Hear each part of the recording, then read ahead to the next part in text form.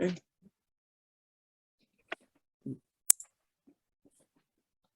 Father, we just love you so much. Tată, te iubim așa de mult And we thank you for your grace in our life. și îți mulțumim pentru harul tău din viețile noastre We thank you for how much you love us personally. și îți mulțumim pentru cât de mult ne iubești pe fiecare persoană. I thank you immensely for each one of these men. Îți mulțumesc pentru fiecare dintre acești bărbați. I thank you for their families, their children, their wives. Mulțumesc familiile lor, copiilor. Each one of them are precious in your sight. Fiecare dintre ei sunt prețioși în ochii tăi. And I pray and ask that today, Te rog și cer ca astăzi that everything that we say and do would be for your honor and your glory.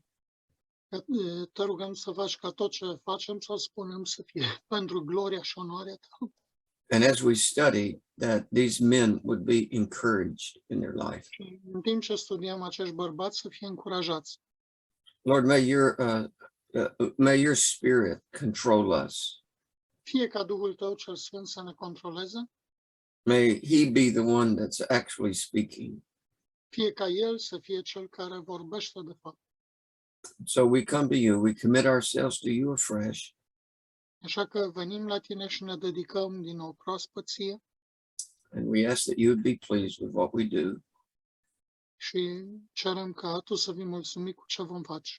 For it's in Jesus' name that I pray. Amen. Pentru că ne rugăm în numele Domnului Isus. Amin.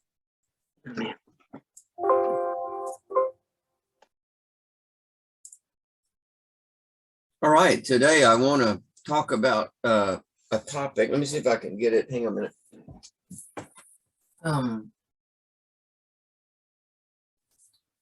I forget where I put the book. I want to show it to you though.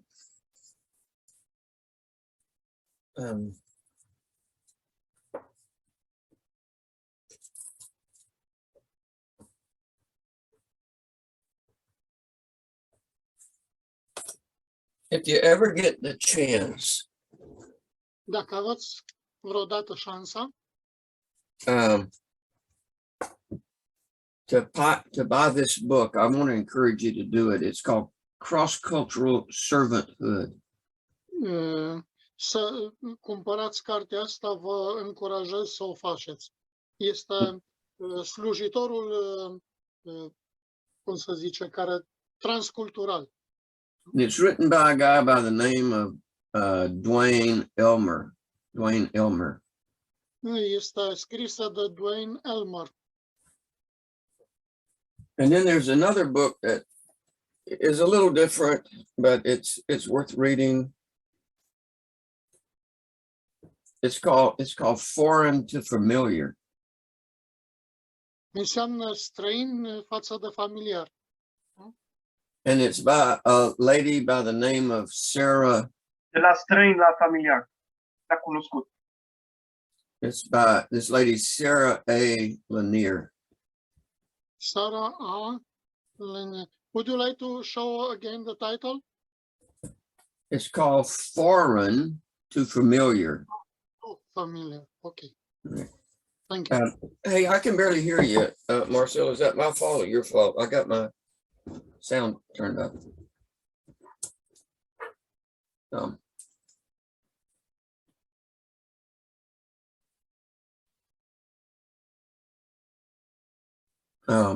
Okay. Those this book here, Cross-Cultural Servanthood, it talks a lot about what we're going to talk about today. I'm sorry, go ahead. Yes, I translate the title. Okay. That's one of the books that was very instrumental in me writing this particular section here. Cartea aceasta m-a inspirat în a scrie secțiunea aceasta particulară de aici. So what we want to do today is that we want to talk about seeing people as created in the image of God, everyone. Ce facem astăzi este să ne uităm la secțiunea aceasta, văzând oamenii ca fiind creați după chipul lui Dumnezeu. And I believe that this is a non-negotiable attribute for anyone who's been called into the ministry. Și cred că acesta este un atribut nenegociabil pentru oricine este chemat în slujire. They have to be able to see everyone that they meet Trebuie să fie capabil să vadă pe fiecare dintre cei pe care îi întâlnește and everyone that God brings into their life și pe toți cei pe care Dumnezeu îi aduce în viața lui as being created in the image of God. ca fiind creați în sau după chipul lui Dumnezeu. And I want to say it in kind of a strong way. I want to say it in a way that is meaningful to me personally. Vreau să spun într-un mod puternic care are valoare pentru mine personal. And it's that no one that you meet in your life is unimportant. Nu oricine pe care îl întâlnești în viața ta este neimportant. Every life has value because everyone has been created in the image of God. Fiecare viață are valoare, fiindcă fiecare a fost creați după chipul și asemănarea lui Dumnezeu. So every life has worth, every life is eternal, every life has value. Deci fiecare viață are valoare, este eternă și important. The prostitute is important to God. Chiar și prostituata e importantă pentru Dumnezeu. The drug dealer is important to God. The thief is important. Cel care vinde droguri este important pentru Dumnezeu. Proxenetul e important. The liar is important. Mincinosul e important. And if we do not understand that simple reality, Și dacă nu înțelegem această simplă realitate, then the chances are very, very good atunci avem cele mai probabile șanse that we may never, ever be able to minister să nu fim niciodată în stare să slujim the life-changing grace of God to those people. în așa fel încât harul schimbător de viață să fie transmis acestor oameni. I believe that the obvious tendency that every one of us has Cred că tendința evidentă pe care fiecare o are is that we see everyone from our perspective. este că noi vedem pe ceilalți din perspectiva proprie. We see everyone from our culture, from our cultural lens. Noi privim la tot prin ochelarii sau lentilele noastre culturale. We see people from our educational background. Privim oamenii prin perspectiva contextului și pregătirii noastre educaționale. We see Tavi, them, închide microfonul, mister. Tavi, microfonul închide, te rog, că se aude cu zgomot. we see everyone from our own intellectual assessment. Vedem pe toți din perspectiva evaluării intelectuale. And that is why people in other cultures and how they actually live, may seem somewhat strange, even confused to us. De aceea, unii oameni în culturile lor par să fie cumva ciudați pentru noi și ne pun în confuzie. And I think the reason for that is because we think that they should be like us, that they should think like we do. Vedeți, motivul pentru care eu cred că se întâmplă asta este că noi credem că ar trebui să fie ca noi și să gândească în felul în care gândim noi. It's like we think that they should have our values Este ca și cum am gândit că ar trebui să aibă valorile noastre deja. and that their life should have turned out better than it actually did. Și viețile lor ar fi trebuit să meargă spre mai bine decât s-a întâmplat. But the problem, however, Dar problema, oricum, is that everyone that we meet, whether it's the best or the worst, este că pe oricine întâlnim, fie că e cel mai bun sau cel mai rău, they are all people who have been created in the image of God. toți sunt oameni care au fost creați după chipul lui Dumnezeu. And even though we may not see it this way, Și chiar dacă noi nu-i vedem în felul acesta, there's something desperately divine in every person that we actually meet. este ceva disperat de divin în fiecare persoană pe care noi o vedem. So if we're not careful, if we are not Dacă nu careful, suntem atenți, when we see somebody, we may have a normal tendency to sort of size them up very quickly. Dacă nu suntem atenți, avem tendința ca atunci când vedem o persoană, imediat să o dimensionăm, să o măsurăm. And we do that based on our first impression of what they look like at the moment or how we perceive them at the moment. Și facem asta pe baza primei impresii care ne-a creat-o pe moment. I found it incredibly interesting Descoperit asta foarte interesant. that research indicates that we make an assessment of somebody Cercetările ne arată că noi facem o evaluare a cuiva within the first 3 to 4 seconds of meeting or seeing them. în primele 3-4 secunde de când am văzut-o sau am întâlnit-o. It's like we make a quick scan of that person, how they look, how they're dressed. Facem așa o mică scanare a persoanei, cum e îmbrăcată, cum arată, Maybe how they talk, cum vorbește, poate, could be the kind of job that they have. ce fel de serviciu, slujbă are. And immediately we make an assessment within 3 to 4 seconds. Facem o evaluare.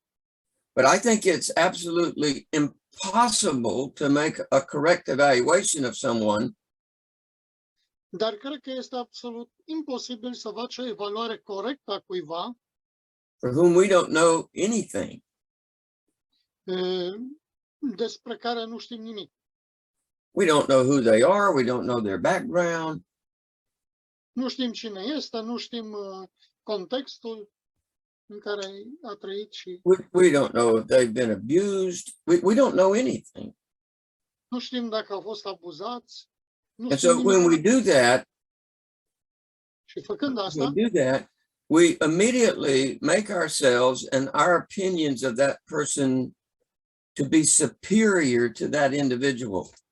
facem imediat ca opiniile noastre cu privire la acea persoană să fie superioare față de individul însuși. We quickly made an assessment of their life, Imediat facem o evaluare a vieții lui and unfortunately, they simply do not meet our standards. și, din păcate, ei nu împlinesc standardele noastre. And when that happens, men, when we do that, Dacă se întâmplă asta, we lose any ability. pierdem orice abilitate, We lose any ability and any initiative to minister to them pierdem orice abilitate și orice inițiativă de a le sluji in any kind of meaningful and Christ-like way. în orice fel de valoare cu semnificație după modelul lui Hristos. Recently, my wife and I, Eu și cu soția recent we were going to a restaurant to order some to-go food. am mers la un restaurant din ăsta unde am comandat mâncare la pachet. And as I was getting out of my truck, Și în timp ce mergeam în camionetă, a car parked right beside me. o mașină s-a întors chiar lângă mine. And I wasn't paying a great deal of attention to it. Nu am acordat multă atenție la ea, But as I got out of my car, out of my truck, jos din camionetă, there was a guy that was getting out of the passenger side of his car. am văzut coborându-se din mașina respectivă de pe locul pasagerului o persoană. And when I looked at him, he was very dirty. Când m-am uitat la persoana aceea, era foarte murdară, He looked like he was somebody that took drugs. arăta ca unul care consumă droguri, He looked like he'd been on a drunk for 3 weeks. părea că e băut de 2-3 săptămâni And he was struggling even to walk. și se clătina, avea probleme chiar și să meargă. But I summed him up very quickly before I ever got to the curb. All I did was look at him and I made an assessment of that person. Imediat când l-am văzut, am și făcut așa o sumă a tuturor lucrurilor și am făcut o evaluare. So I turned to go into the restaurant, and as I was going in, M-am întors să merg în restaurant I was thinking to myself, și mi-am zis, I sure hope he doesn't come in this restaurant because he'll probably just ask me for some money. probabil că vine și el în restaurant să-mi ceară și mie niște bani. Now, this is a true event, and I'm not very proud of it. E un eveniment adevărat și nu sunt mândru de It el. was just a mistake on my part. Și a fost doar o greșeală din partea mea. I have no idea what might have been happening in that man's life. I don't have a clue what he was going Nu am through. nicio idee cu privire la ce s-a întâmplat în viața acelui om. And I think that any assessment that I actually made of him at that Și moment evaluarea pe care am făcut-o referitor la el în acel moment could have been completely misaligned with what was really taking place in his life. putea să fie complet în dezacord cu ceea ce s-a întâmplat cu adevărat în viața lui. He could have been a veteran of the army, Putea să fie un veteran de război, wounded, unable to get a job, struggling to feed his family. să fi fost rănit și să nu mai fie capabil să-și câștige pâinea și să aibă grijă de familie. I have no idea why he looked the way that he looked, Habar nu am de ce a arătat în felul în care a arătat. but I can assure you that I did not have the right to misjudge him. Dar vă asigur că n-am avut o evaluare, o judecată corectă cu privire la el. Here's the negative side of all of this. Asta e partea negativă a tuturor. I didn't offer him any grace at all. Nu i-am acordat niciun fel de har. In fact, I would say that I didn't even feel any grace at all. De fapt, mi-am spus că nici nu voi simți ceva față de el. I just wanted to go into the restaurant, get my food, come back, and then my wife and I go to class. That's what I wanted to do.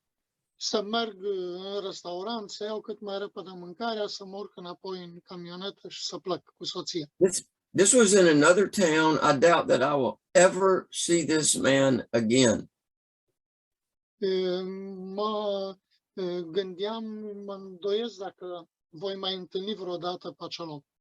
But what transpired in those several moments when I saw that man Dar ce a părut în momentele acelea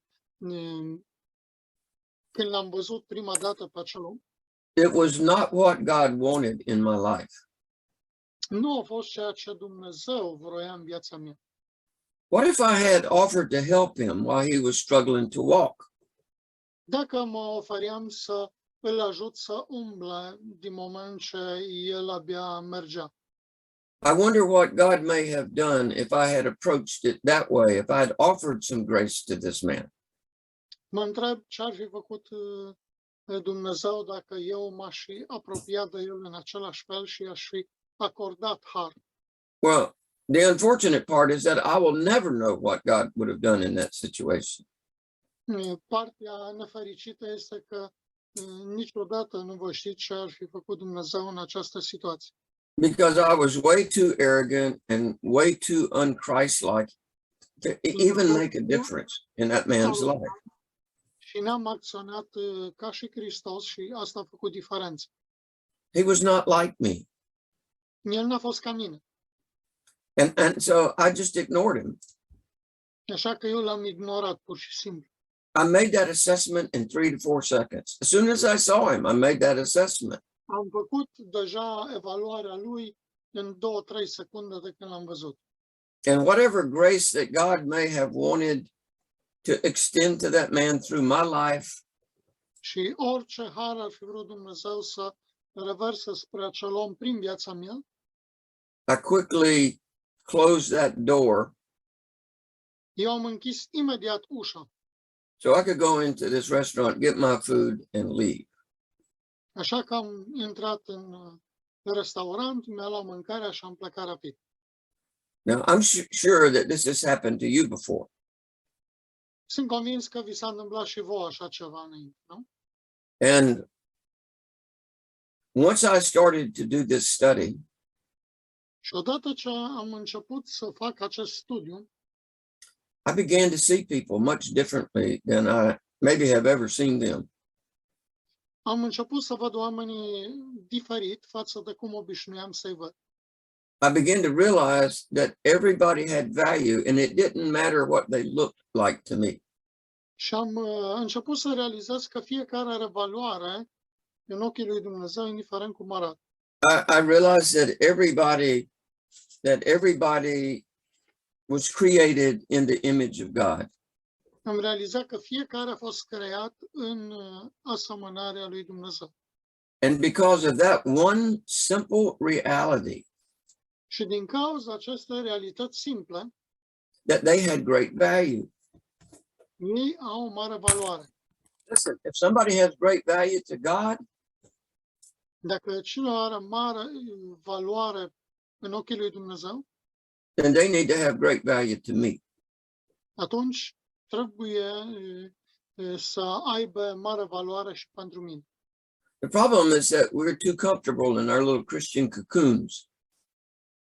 Problema este că noi ne simțim prea confortabil în coconul nostru.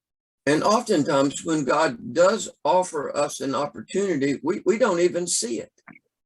Și de multe ori când Dumnezeu ne oferă o oportunitate, noi nici măcar nu o vedem, nu o băgăm în seamă.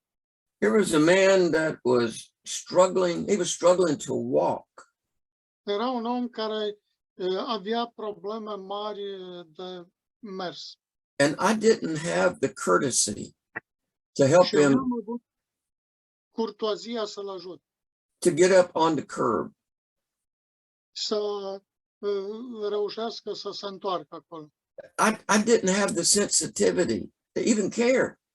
N-am avut sensibilitatea nici măcar să-mi pese. I made an assessment. I looked at him. Am făcut o evaluare rapidă, m-am uitat la el, I saw that he was different than me, and I just moved on with my life. am văzut că e diferit de mine și mi-am văzut de treaba mai departe. One of the advantages that I've had of being able to travel to other cultures Unul dintre avantajele pe care l-am avut fiind capabil să călătoresc și în alte culturi, I've been able to see how different we are from one another. am putut să îmi dau seama cât de diferiți suntem unii de alții. Just the culture in which we live has a great bearing on how we think, how we perceive life. Numai cultura însăși creează o grămadă de bariere în ce privește modul nostru de gândire și cum vedem viața. it has a great bearing on what has value to us. Creează multă barieră în lucrurile care creează valoare în noi And what does not have value to us. și ce nu creează valoare în noi. We're so accustomed to doing things a certain way that when we see other people who are doing something differently than the way that we would actually do it, Trebuie să avem o astfel de cultură încât atunci când îi vedem pe oameni făcând altceva decât facem noi, în mod obișnuit, we make an assessment that they're not doing it the right way. avem tendința să evaluăm că ei nu fac lucrurile corect. And then to add a little bit of fuel to the fire, Și ca să adăugăm un pic de combustibil pe foc, oftentimes our personality type, our temperament type, de multe ori personalitatea sau felul personalității noastre, felul temperamentului nostru, it gives us a kind of unbalanced and unfair vision as to how we see other people. ne dă o viziune neechilibrată și necinstită cu privire la cum îi vedem pe alți oameni. Let me give you one example of this. Lăsați-mă să vă dau un exemplu. When Eddie and I would go to Indonesia, Când am mers împreună cu Edi în Indonezia, I was somewhat taken back by how often the driver that was taking us back and forth to our venues am fost uimit de faptul că cel care ne transporta, șoferul, mereu claxona. he would constantly be blowing his horn at all of these people riding on these small motorcycles. Mereu învârtea volanul, claxona și îi atenționa pe cei care mergeau cu motocicletele sau And motorele. they'd be darting in and out of traffic in front of the cars. Apoi iară intra în trafic, se strecura printre mașini. So most of the people there in Indonesia, they don't own automobiles. They own these little moped bikes. Mulți dintre oamenii din Indonezia n-au automobil, ci circulă pe biciclete, mopede. In fact, I would get up in the morning and look out of our hotel room at people going to work. Și dacă mă ridicam dimineața de vreme și mă uitam pe fereastra hotelului să-i văd pe oameni mergând la serviciu, And a man could have his entire family on a moped, honestly. un om avea întreaga familie pe moped, He would be carrying one child, his wife would be carrying another, el ținea un copil, soția alt copil, and they would have attached to that moped in some way și erau atașați de acel moped în așa fel, their business, what they were going to sell that day. încât era business-ul lor. Nu So putea să-l văd. what I discovered Ce am descoperit was that when the driver was blowing his horn, este că atunci când șoferul claxona, it was to let the person on the motorcycle know era să îl lasă pe cel care era pe motoretă that he was past the car and he could turn in front of the car. să știe că îl lasă să intre în fața mașinii. So it was actually a form of great courtesy on the driver's part to do that. De fapt, era o formă de mare curtoazie din partea șoferului să In facă America, în in America, America, if you were to do that, dacă faci asta, it would create road rage. ai face blocaj pe drum. People have been killed because they blew their horn at somebody. Oamenii sună, claxonează la cineva. We see it as exactly the opposite as they see it in Indonesia. Când o fac asta, o vedem într-un mod total opus față de ce s-a întâmplat în Indonezia. Was it wrong to blow the horn? No. It was the right Era thing rău to do. să claxoneze? Nu. Let's talk about Africa for just a moment. Dați-mă să vorbim pentru un moment. In Africa, no one is ever on time. No one. În Africa nimeni nu ajunge la timp. It's simply not a part of their culture to be on time. Pur și simplu nu e partea culturii lor să vină la timp la o întâlnire. If you're out in the bush where we were, Dacă ești undeva așa în tufișuri pe acolo unde am mers noi, people don't even own a watch. oamenii nici măcar nu au ceas. They may not even know what day it is. Poate că nu știu nici ce zi e.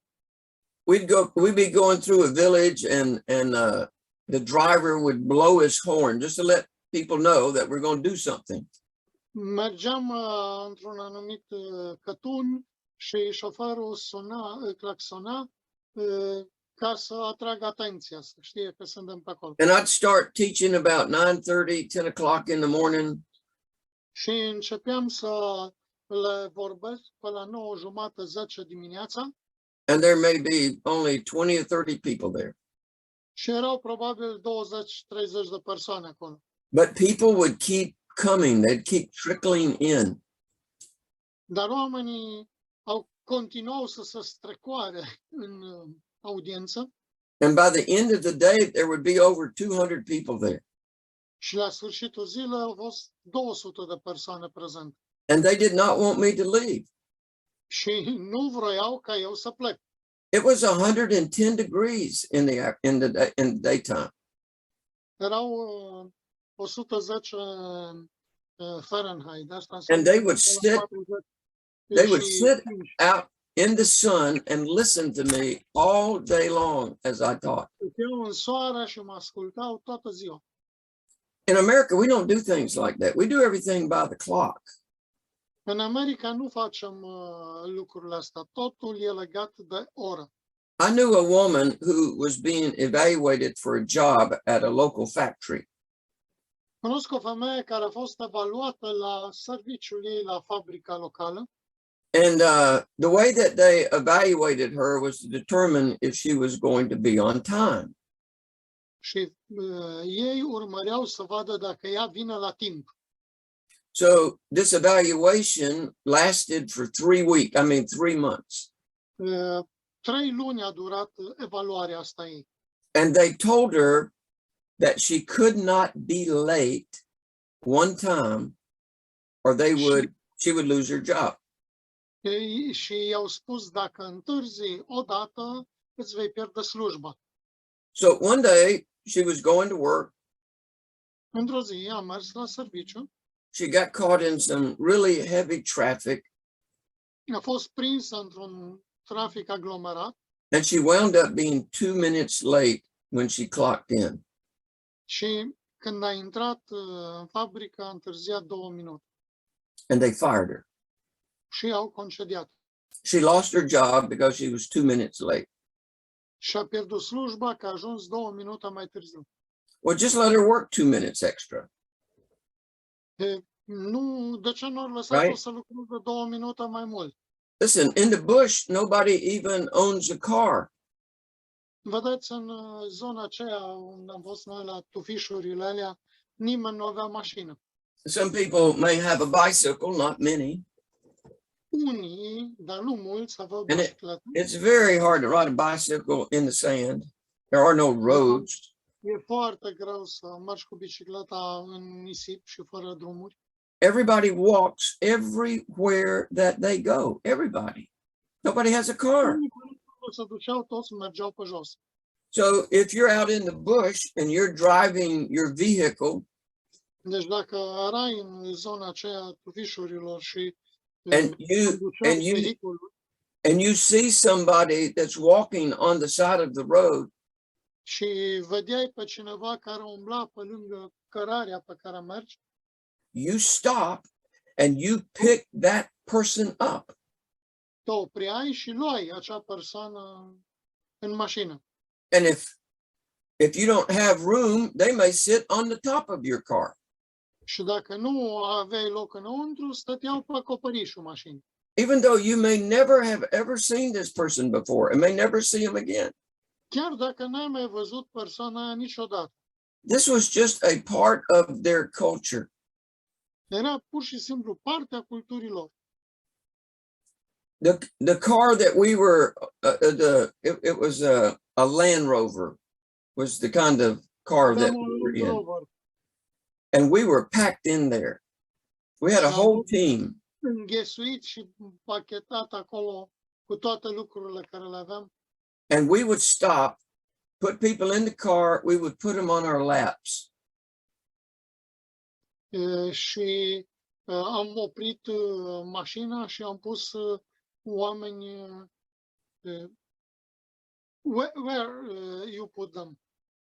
They would sit on my lap. În poală. Poală. We would put people on the hood of the car. I-am pus pe acoperișul mașinii. So we would start out with 8 or 9 people, and we might win. We might end up with 16 or 17 people in this car. Am început cu 7-8 și am ajuns la 16. Every seat was jam-packed with people. Fiecare scaun era tixit cu oameni. It's just a part of their culture. Era parte a culturii. In America, it's almost unheard of that somebody would stop and pick up a complete stranger. În America e aproape ciudat să oprească cineva și să ia un străin. Nevertheless, a lot of them. Dacă cu atât mai mult, mai mulți. Now, what's my point in making all of this? What's my point? Vorbesc despre toate astea. My point is that it's almost impossible for us to divest ourselves of the culture in which we live. Ideea este că e aproape imposibil pentru noi să divorțăm de cultura în care trăim. Or the biases and the prejudices that culture creates in us. Sau de biasurile și prejudiciile pe care cultura le creează în noi. It's always been this way for us. Întotdeauna a fost lucrurile în felul ăsta pentru noi. And just trying to loosen its grip on how we live is almost impossible. Și să ne desprindem de lucrurile pe care le-am făcut tot timpul e aproape imposibil. I want to call it a kind of cultural paralysis, Am pe cineva care îl numesc paralizat sau cultural. And it really hinders us. El se ascunde. And how we both see people. Fenomenul numește așa. Numește fenomenul de paralizie culturală. And how we ultimately treat them. Care determină să te ascunzi de oameni și determină modul în care îi tratezi. Here's the problem. Uitați care e problema. We see ourselves as better, as superior. Ne vedem pe noi mai buni, superiori. And at times almost in disbelief at how other people live out their life. Și aproape fără să credem că ei trăiesc diferit de noi. So what's the premise of this study? Why am I even talking about this? Care e premiza acestor lucruri? De ce vorbesc de ele? I want you, I want me. Vreau ca noi, eu și tu, to embrace the fact that everyone is created in the image of God. Să împărtășim faptul că fiecare om este creat după chipul lui Dumnezeu. No matter how marred their life may seem to us. Nu contează cât de ciudată, diferită pare pentru noi viața lor. And I want to make the simple point that everyone that you meet Și vreau să fac o precizare clară că fiecare dintre noi este unic They have great value in the sight of God. și fiecare are mare valoare în ochii lui Dumnezeu. So why are we talking about this in terms of ministry? De ce vorbim asta în termenii slujirii? Is because we have to see people the way that God sees them. Pentru că noi trebuie să vedem oamenii în felul în care Dumnezeu îi vede And not the way that our religiosity and our denomination sees și them. nu în felul în care sistemul nostru religios sau denominațional îl vede. I can't see people the way that my culture sees people. Nu pot să văd oamenii în felul în care vede cultura mea. I mean, just think for a moment of the amazing cultural transition that Jesus Christ had to make. Gândiți-vă pentru un moment la tranziția culturală uimitoare pe care Domnul Iisus Hristos o avea de făcut. He left his home in heaven, Și a părăsit casa din cer, the most amazing place in eternity, cel mai frumos și uimitor loc din eternitate, and he landed in a stable, a dirty old stable in Bethlehem, și a aterizat într-o ieslă murdară, cea mai murdară poate din Betleem, and he was surrounded by some really dirty and stinky animals. fiind înconjurat de niște animale cu adevărat murdare și care miroseau. You talking about culture shock? Vorbiți de șoc cultural? You talking about going from one culture to another culture? Vorbiți de a merge dintr-o cultură în alta? He went to a sinless heavenly culture, El a venit dintr-o cultură cerească, fără păcat, to a very sinful earthly culture. într-o cultură pământească foarte păcătoasă. But he saw value in every person that he met. Dar el a văzut valoare în fiecare persoană pe care a întâlnit-o. It was the woman at the well that he met with, Femeia de la fântâna din Sihar, cu care the woman taken in adultery, femeia prinsă în preacurvie, Zacchaeus in a tree, Zacheu care era în copac, the demoniac of Gad, tipul demonizat din Gadar, the thief on the cross, tâlharul de pe cruce, the poor, the blind, the lame, the lepers. săracii, șchiopii, leproșii, Even Judas Iscariot and everybody else. și chiar trebuia să rabdă și pe Iuda Iscarioteanul și pe toți alții. And what the world saw as worthless and insignificant, Și ce lumea vedea ca fiind fără valoare și nesemnificativ and marginal at best, și foarte marginalizat, Jesus saw people with a heart of mercy and grace. Iisus a văzut oamenii cu o inimă plină de îndurare și har. And he was able to love the unlovable in a way that no one had ever seen before. Și el a fost capabil să iubească pe cel de neiubit într-un mod cum nu s-a mai văzut mai înainte. I want you to get your Bible out and turn to Luke chapter 19. Aș vrea să luați Biblia și să deschideți la Luca 19. And what I want to do, Și ce vreau să facem? I want to go over a passage in Luke, one in Matthew, and one in Mark. O să trecem peste un pasaj din Luca, unul din Matei și unul din Marc. And I want to just take a look at how Jesus Christ related to people that were sinners, to people that were very different than he was. Și prin asta vreau să aruncăm o privire cu privire la cum s-a raportat Domnul Iisus la diferiți oameni. He treated them with great dignity, with courtesy.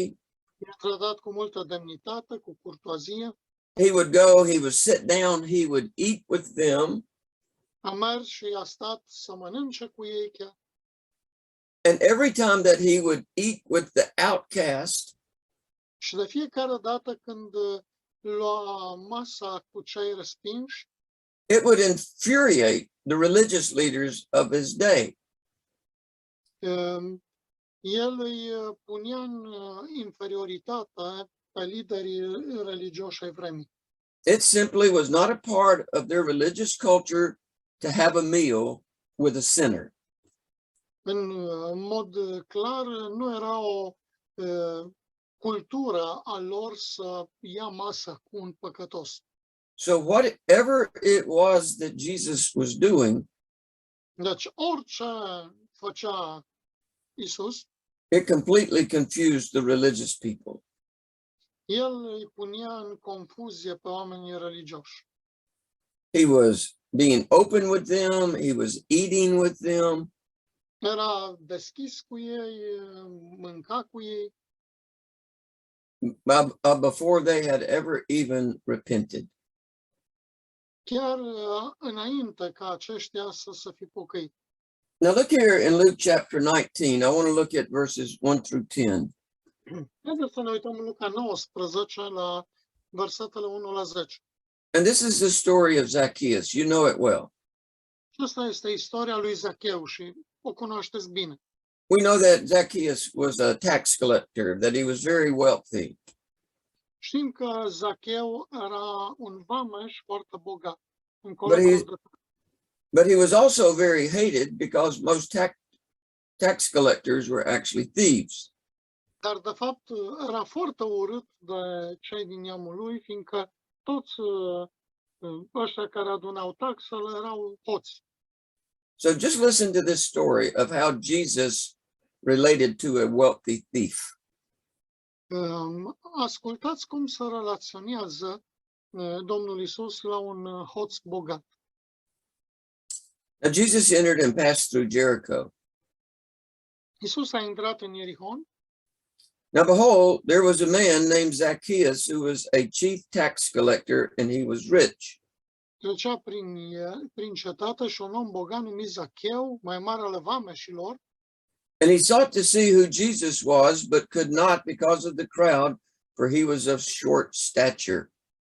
căuta să vadă care este Isus, dar nu putea din pricina norodului, căci era mic de statură. So he ran ahead, climbed up into a sycamore tree to see him, A alergat înainte și s-a suit într-un dud ca să-l vadă, for he was going to pass that way. pentru că pe drumul acela urma să treacă. And when Jesus came to the place, Isus, când a ajuns în locul acela, he looked up and saw him, și-a ridicat ochii în sus and he said to him, Zacchaeus, și i-a zis: Zachee, make haste and come down, for today I must stay at your house. dă-te jos de grabă, căci astăzi trebuie să rămân în casa ta. Now, just stop there for a minute. Just stop there for a minute. Opriți-vă aici un pic. This is unheard of. De asta e ceva n-am mai auzit. In their religious culture of this day, of that day, this was absolutely unheard of. Nobody did this. Cultura religioasă a vremii lor, nimeni n-a mai auzit să se întâmple așa ceva. But Jesus saw worth and value and merit in Zacchaeus. Dar Isus a văzut valoare, merite în Zacheu. Verse 6, so he made haste and came down and received him joyfully. Versetul 6. Zacheu s-a dat jos în grabă și l-a primit cu bucurie. But when they, all of the religious leaders, when they saw it, Dar, când au văzut lucrul acesta, toți liderii religioși they all complained. They au griped. început să se plângă, They were displeased.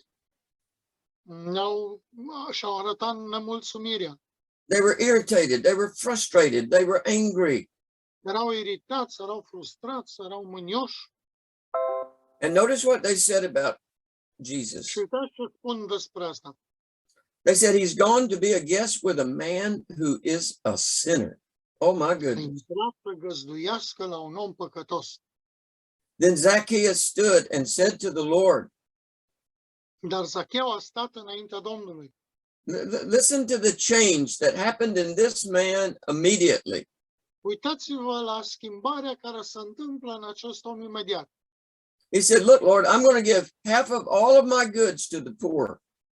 Și spune, iată, Doamne, jumătate din avuția mea o dau săracilor. And if I have taken anything from anyone by false accusation, Și dacă am luat ceva de la cineva prin acuzații false, I will restore that person fourfold. îi voi da înapoi împătrit. And Jesus said to him, these are remarkable words. Și Iisus Remarkable. le-a zis, și astea sunt cuvinte remarcabile. This is a thief that nobody likes. Era un hoț pe care nimeni nu-l iubea. And Jesus said to him, today salvation has come to this house. Dar Iisus i-a zis, astăzi a intrat mântuirea în casa aceasta. Because he also is a son of Abraham. Pentru că el este un fiu al lui Avram. For the Son of Man has come to seek and to save that which was lost. Pentru că Fiul omului a venit să caută și să mântuiască ce era pierdut.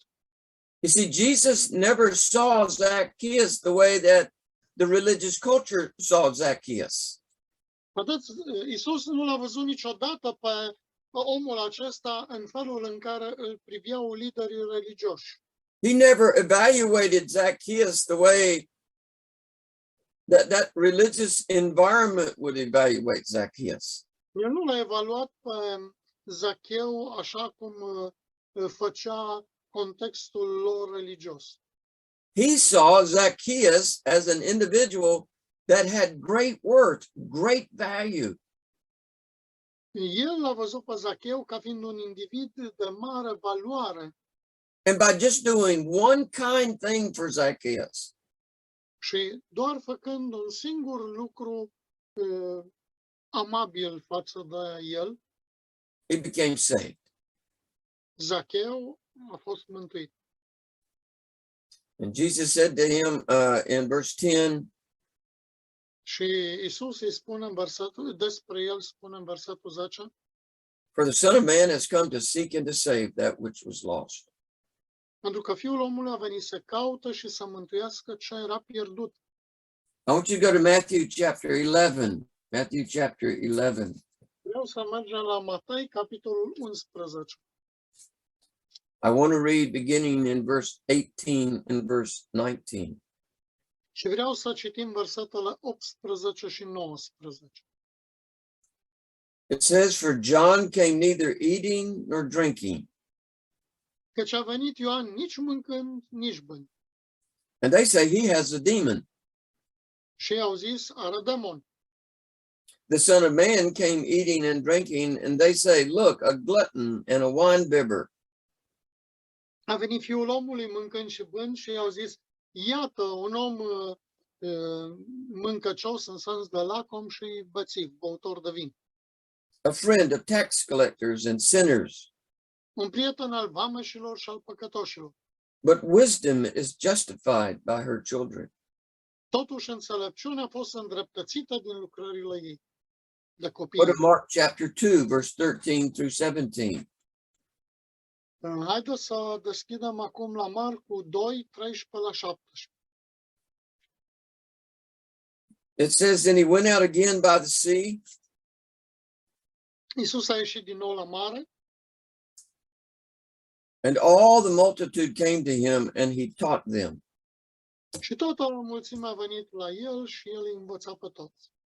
As he passed by, he saw Levi, the son of Alphaeus, sitting at the tax office. Când trecea pe acolo, a văzut pe Levi, fiul lui Alfeu, șezând la vamă. And he said to him, follow me. Și a zis, vino după mine. So he arose and followed him. Levi s-a sculat și a mers după el.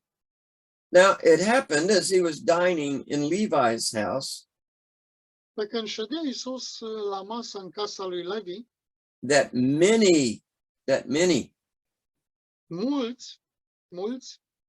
many tax collectors and sinners also sat together with Jesus and his disciples. mulți vame și păcătoși au șezut și ei la masă cu el și cu ucenicii lui. For there were many, and they followed him. Căci erau mulți care mergeau de obicei după el. And when the scribes and the Pharisees saw him eating with the tax collectors and sinners, Când scribii și fariseii l-au văzut mâncând cu vameșii și cu păcătoșii, they said to his disciples, au zis ucenicilor lui, how is it cum e asta? that he eats and drinks with tax collectors and sinners? Cum se face că el mănâncă și bea cu vameșii și cu păcătoșii? And when Jesus heard it, he said to them, Când a auzit Iisus acestea, le-a spus, those who are well have no need of a physician, nu cei sănătoși au nevoie de doctor, but those who are sick. ci cei bolnavi. I did not come to call the righteous, but sinners to Eu repentance. nu am venit să chem la pocăință pe cei neprihăniți, ci pe păcătoși. So the way that Jesus, the way that Jesus saw Felul în care Iisus a văzut, the way that he saw and responded to the outcast, i-a văzut și a răspuns, a interacționat cu cei respinși, the way that he saw and responded to the sinners and the tax collectors, modul în care i-a privit și s-a raportat la păcătoși și vameși, it literally defied everything that was a part of his normal culture. literal, el distruge orice aspect al lucrurilor care erau normale din punct de vedere cultural acolo. This is the way that I understand these passages that we just read. Este modul în care înțeleg eu acest pasaj. The approach that Jesus took S-a apropiat de Isus was that he felt compelled și ceea ce l-a apropiat pe Isus a fost faptul că el s-a simțit împins, that he had to connect, that he had to make a connection with these outcasts, with these sinners, să realizeze o conexiune cu acești păcătoși respinși before he could actually reach them. înainte de a îi atinge cu adevărat. Listen, we do in my culture, În cultura mea, we don't reach people nu ne apropiem de oameni because we're just like the Pharisees.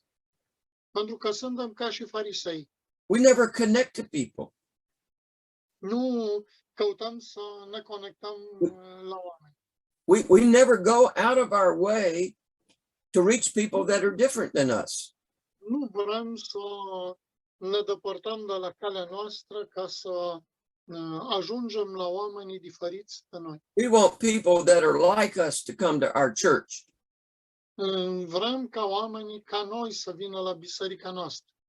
The people that everybody else rejected. Oameni pe care toți ceilalți îi resping.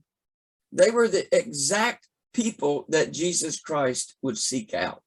Sunt exact oamenii pe care Domnul îi căuta. There was a paradigm shift and it was in full motion. A fost o schimbare de paradigmă în moțiune. And I would say that to each of us as ministers of the gospel, as pastors, as teachers, Și fiecare dintre noi, ca păstori, ca predicatori, that we need the same kind of paradigm shift in our lives. avem nevoie de o schimbare de paradigmă de același fel în viața noastră. The tendency that we have today Tendința pe care o avem astăzi is that we kind of stay away from those people that aren't like us, that are on the fringes. este să stăm deoparte, cât mai departe de oamenii care nu sunt ca noi. Those people that we see as marginal. Și să ne depărtăm de oamenii ăștia marginalizați. And here's what happens. Marginalizăm și noi. Here's what happens, man. Ce se întâmplă? We see them, but we ignore them. Îi vedem, dar îi ignorăm. We see them, but we ignore them. Îi vedem, dar îi ignorăm. We may not like the way they look. Poate nu ne place cum arată, They may have dyed their hair purple. sau poate că au părul colorat roșu, They may have a lot of tattoos on their body. sau au prea multe tatuaje pe trupul lor, They may wear baggy pants. sau probabil că poartă pantaloni din aia lăsați. They may be dirty. They may appear to be on drugs. Poate parcă sunt drogați.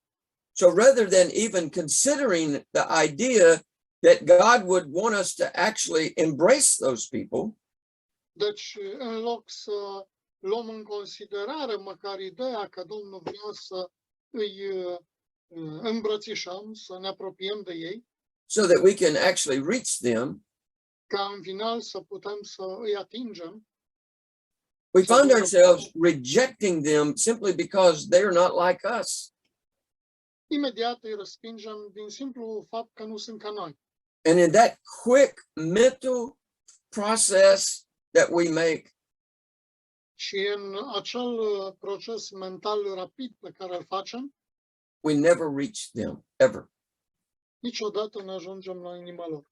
I want to say it this way, so listen carefully, and then we'll take a break. Aș vrea să spun în felul ăsta și după aceea luăm pauză. We become the spiritual elitists and the Pharisees of our culture. Noi tindem să devenim elita spirituală și farisei culturii noastre. And if we're not careful, we may never ever see that. Și dacă nu ni s atenți, nici măcar nu ne dăm seama, nu vedem. All right, it's 4 after. Let's come back at, I want to pick up where we left off before. De unde am rămas?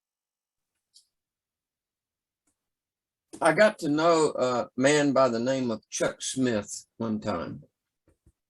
Am cunoscut un om anume Chuck Smith, And he was the pastor of Calvary Chapel in Costa Mesa, California.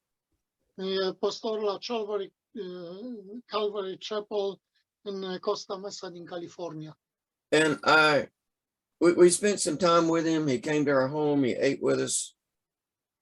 Am petrecut ceva timp cu el, a venit la noi acasă. I was very privileged to hear him. A fost un adevărat privilegiu să-l ascult. And so he gave us his testimony one time about how God supernaturally worked in the beginning of his ministry. Și el ne-a împărtășit niște mărturii cum Dumnezeu a început să lucreze în mod supranatural în viața lui la începutul slujirii sale. He was a contractor who had become a bivocational pastor at a small church. Era un contractor, lucra în construcții, deci era pastor bivocațional. And he began to have some Bible studies with the hippies that were there in Southern California. Și a început să facă niște studii biblice cu niște hipioți de acolo din sudul Californiei. They were the hippies that just hung out down at the beach, took drugs. Ei obișnuiau să stea pe plajă, să ia droguri. And it just started out fairly small. It wasn't a big thing. It started out small, but it started out fairly small, but it began to grow. Au început la un moment dat cu un grup mic, dar încetul cu încetul a crescut. And eventually, a lot of these young people began coming to his church. Și după aceea, unii dintre aceștia au început să vină și la biserică. But they would come like they were. Dar au venit așa cum erau. They wouldn't wear any shoes. Nu purtau pantofi, They had long stringy hair, aveau părul lung și îngâlcit and they probably had not had a bath in several days. That was just the way they lived. și probabil că n-au făcut baie de mult timp. Așa era felul lor de a fi. de a But trăi. it literally infuriated some of the members of his church. Ei erau literar inferior la mulți din Îi biserică. enerva pe mulți membri din biserică. Enerva pe mulți din biserică. And so a lot of the members of the church came to him, and they were concerned that these hippies would ruin their carpet. Și au venit unii membri la el și erau chiar îngrijorați să nu murdărească covorul. So Chuck told them that he would take care of that. Chuck i-a chemat, deci el trebuia să aibă grijă de ei, And that he'd just remove the carpet from the church. așa că a luat la o parte covorul din biserică And they fired him. și l-au concediat. And so began what you and I know as the Jesus movement. Și apoi a început ceea ce eu și cu tine cunoaștem ca fiind mișcarea lui Isus. This almost sounds like it's out of the Bible, doesn't it? Pare că ar fi din Biblie, nu? Thousands of people got saved during the Jesus movement. Mii și mii au fost mântuiți în mișcarea asta lui Isus. And I happen to be one of them. Și s-a întâmplat să fiu și eu unul dintre ei. Because some man was going to tear out the carpet so he could get people to come to his church. Fiindcă unii au fost gata să scoată afară covorul ca să poată să vină oamenii ăștia la biserică. Listen, you got to be willing. You've got to be willing Să vrei to embrace those people that everybody else in your religion is going to reject.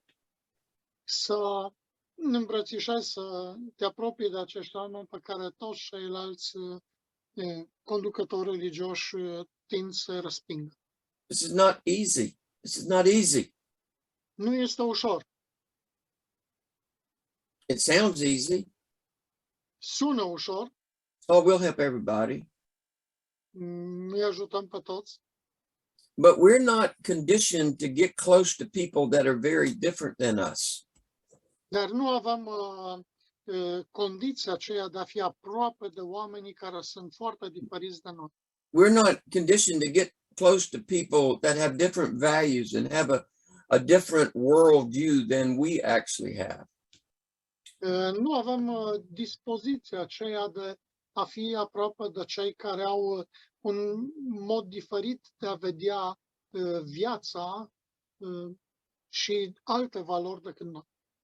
Where I live, Unde trăiesc eu, and I don't know if I've ever seen this in Romania, maybe it happens in the big cities, I don't know. nu știu dacă se întâmplă în România, poate se întâmplă în orașele mai mari, But we have people that sit on the corners of very busy intersections where people stop.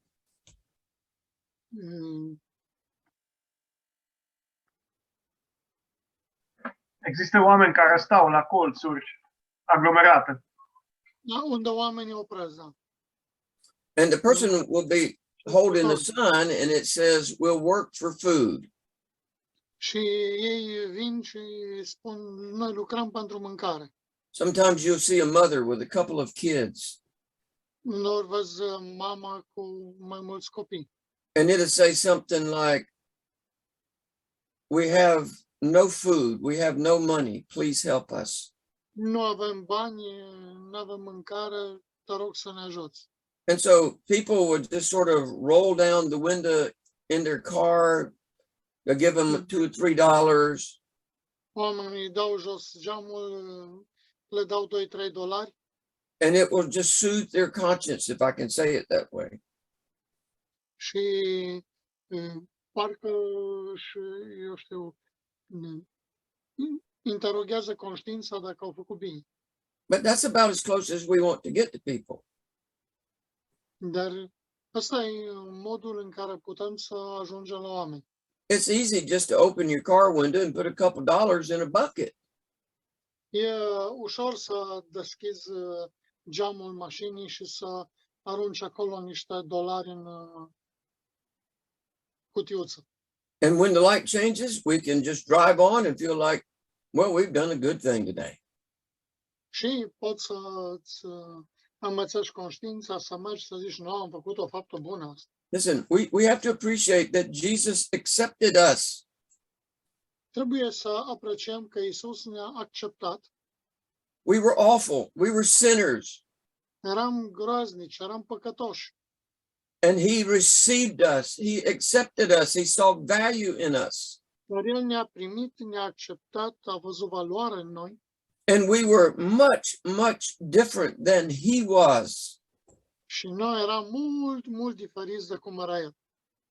I think that little book I showed you about cross-cultural servanthood, Am citit acea carte care a spus slujirea transculturală. the author says that we have to have a spirit of openness. Autorul spune trebuie să avem o deschidere, un spirit al deschiderii. And he defines the spirit of openness Și el definește acest spirit al deschiderii as the ability to welcome people into your presence and make them feel safe. ca fiind capacitatea de a primi oameni în prezența ta și a-i face a se simți în siguranță. Man, I love what he said there Îmi place ce spune acolo, because it's a statement that convicts me. pentru că este afirmația care m-a convins It actually makes me uncomfortable. și de fapt m-a făcut să fiu inconfortabil With how I have seen some marginal people in the past. despre modul, cu privire la modul în care am văzut și am marginalizat oamenii în trecut. Unfortunately, I know that I have evaluated people too quickly. Din păcate, eu știu că am evaluat oamenii prea repede And if the truth were known, I really did not want to embrace them or even help them. și ăsta e adevărul, nu am fost gata să îi primesc, să-i apropii și de mine și sau chiar să-i ajut. I got to tell you a story. Pot să vă spun o întâmplare. We had a couple that came to our church one Sunday. They had 3 children. Avem un cuplu care vine la biserica unde suntem noi și au 3 copii. This couple was so poor. Familia asta era așa de săracă.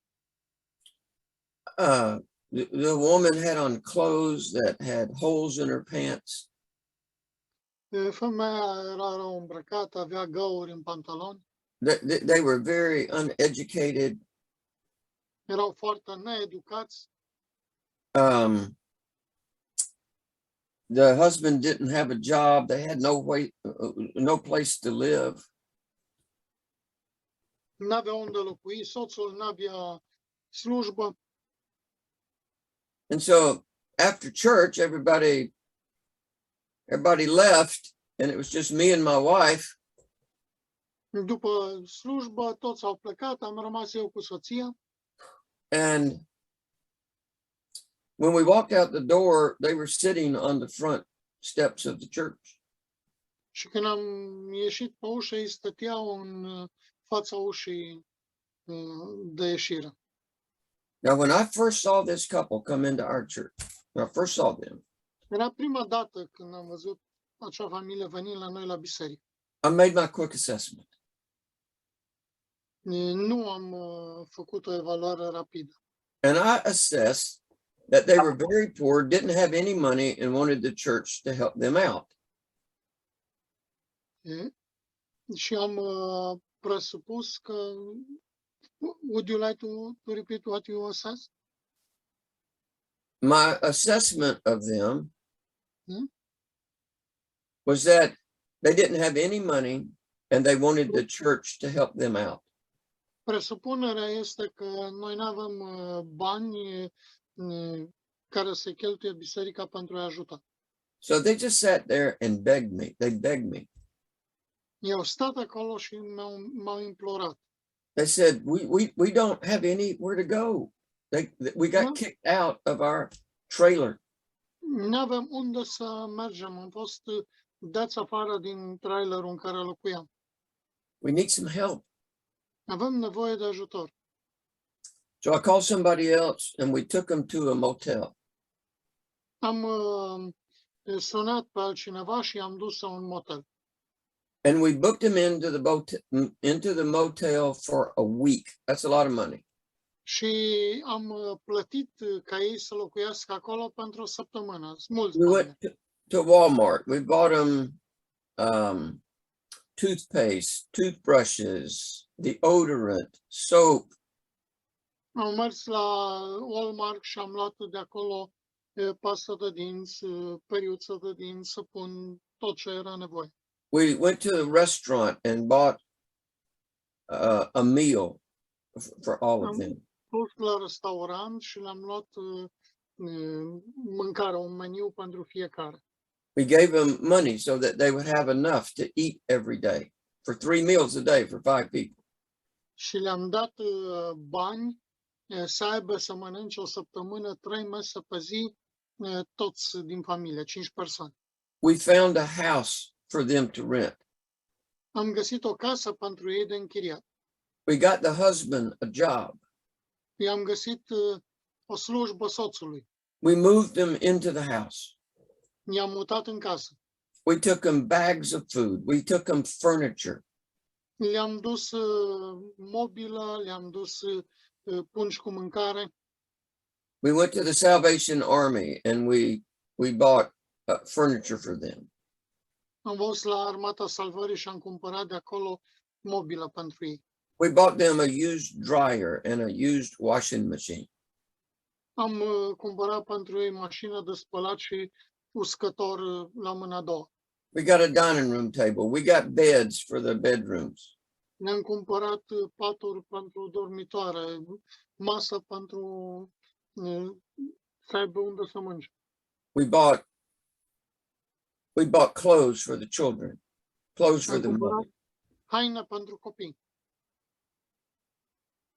Unfortunately, Din nefericire, the husband got caught stealing tools from the job that we got him. soțul a furat anumită uneltă de unde a lucrat. They had a $700 electric bill that they had not paid. Au avut o factură de $700 pentru curentul electric pe care nu l-au plătit. And we had to pay that before we could rent the house. Și a trebuit să plătim asta înainte de a putea închiria casa. We've already spent $3,000 to $4,000 on this couple. Am cheltuit $3,000-4,000 deja cu familia asta. The next thing we know is that the husband Următorul lucru care l-am aflat era că soțul has kidnapped somebody and was found guilty of grand larceny. a sequestrat pe cineva și a fost găsit vinovat. And everything that we did for them was wasted. Și tot ce am făcut pentru el a fost risipă. We would go get them. We would bring them to church. Mergeam să-i luăm, să-i ducem la biserică. We would take them to eat. We would get them food. I-am luat să mănânce, le-am dus mâncare. And it didn't work out. Și nu a mers nimic. We shared the gospel with them.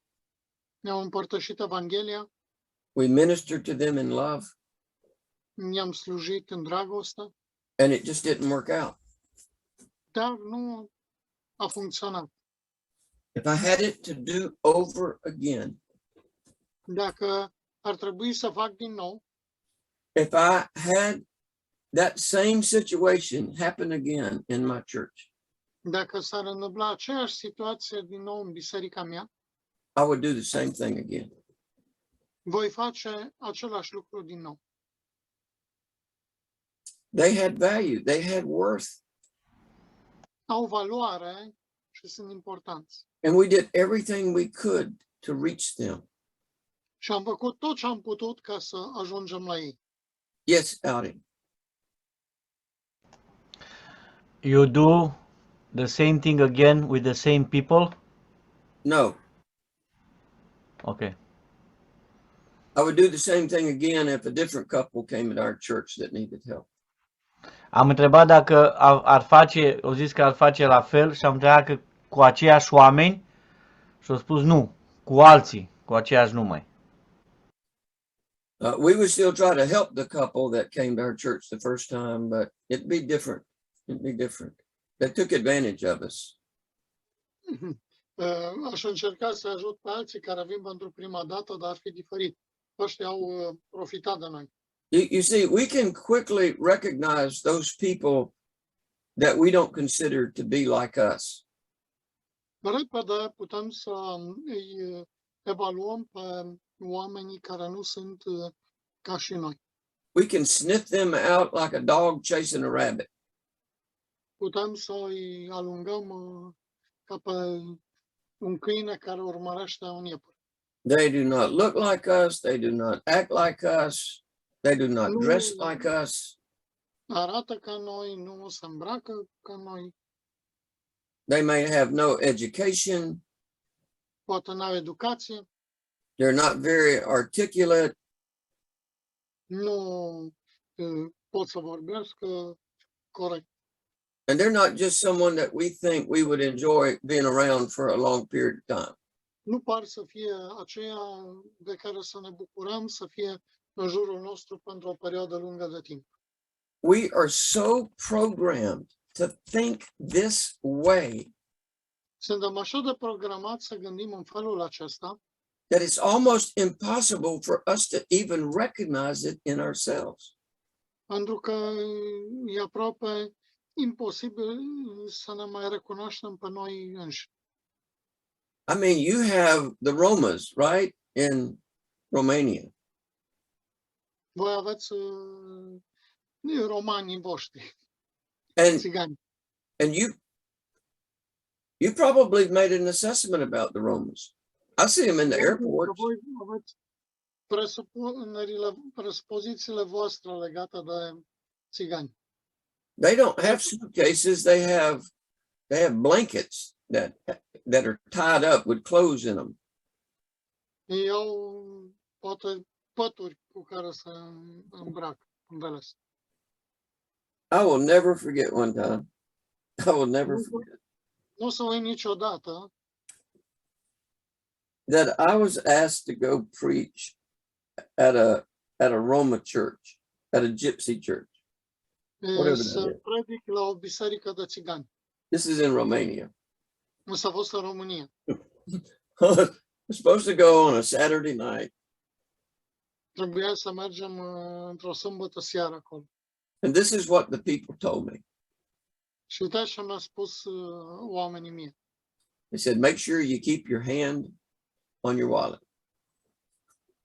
Fii atent și ține mâna pe portofel. I said, why is that? Și am zis, de ce asta? They said, because somebody's going to pickpocket your wallet. Pentru că cineva o să încerce să-ți fure portofelul. I thought, are you crazy? I'm going to a church. Și am zis, ai luat o raznă, doar mergem la biserică, nu? They said, no, you better keep your hand on your wallet. Am zis, nu, ar fi bine să îți protejezi portofelul. I think what I'm trying to say,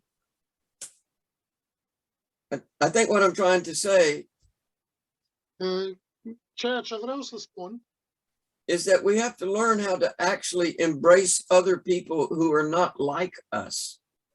trebuie să învățăm cum să apropiem de noi, să îmbrățișăm oamenii care nu sunt ca noi. Why is that? Why is that? De ce asta? It's because they bear the image of God. Este pentru că îi poartă chipul lui Dumnezeu. They are made in the image of God. Ei sunt făcuți după chipul și asemănarea lui Dumnezeu. And I cannot forget and I cannot ignore that spiritual reality. Nu putem să ignorăm această realitate spirituală. And the moment that I do, Și în momentul când o facem, I have lost my connection to what Christianity is even about. am pierdut conexiunea cu privire la ce înseamnă, de fapt, creștinismul. This is somebody for whom Jesus Christ has died. Este cineva pentru care Hristos a murit. And many of them are just absolutely desperate that somebody would share the love of God with them. Și sunt disperați ca cineva să împărtășească dragostea lui Dumnezeu cu ei. No matter how different they may be from us, Nu contează cât de diferiți pot să fie de noi, no matter how different they may look from us, no matter how different they may think from us. nu contează cât de diferit arată sau gândesc față de noi. The bottom line of this discussion Aspectul fundamental al acestei discuții is very, very simple. e foarte simplu. What we are missing in our lives is the grace of God. Ce lipsește vieților noastre este harul lui Dumnezeu. It's the simple reality that we're not willing to extend the grace of God to other people just because they're not like us. E simplă realitatea faptului că nu vrem să extindem harul lui Dumnezeu peste alți oameni din simplu motiv că ei nu sunt ca noi. I guess the obvious question would be this. Cred că întrebarea evidentă ar trebui Why? să fie următoarea. Why wouldn't we want to be the instrument through which God would extend his grace to somebody else? De ce nu am vrea să fim instrumentul prin care Dumnezeu să extindă harul asupra altcuiva? That's what Jesus did. Asta a făcut Isus. That's what he did to the woman at the well. That's what he did to Nicodemus. Asta a făcut-o cu femeia de la fântână, asta a făcut cu Nicodim. That's what he did to Zacchaeus and the thief on the cross. Așa s-a raportat și la Zacheu și la tâlharul de pe cruce. What would be so bad about that? De ce e așa de rău cu privire la asta? If we only show love to those people that are like us, Dacă am iubit doar oamenii care sunt ca noi, then we have failed to even understand what it means to be a Christian. dacă le-am arătat dragostea lui Dumnezeu doar celor care sunt Listen. ca noi, niciodată nu vor înțelege ce înseamnă să fii un creștin. Everybody listen very carefully to what I'm going to say. Toți să mă ascultă cu atenție ce urmează să spun. If you are a pastor of a church, if you are one of the spiritual leaders in a church, Dacă ești un pastor al unei biserici sau un lider spiritual al unei biserici, what you do and how you treat people is obvious to everybody. ce facem noi și modul în care tratăm pe oameni va fi evident pentru toată lumea. They know what kind of person you are. Ei știu ce fel de persoană ești tu. And they know what kind of person that you are not. Și știu în același timp și ce fel de persoană nu ești. And let's say that you don't feel compelled to help people that are different. Dacă nu te simți constrâns să-i ajuți pe oamenii care sunt diferiți, I'm not talking about welfare here. I'm not talking about that.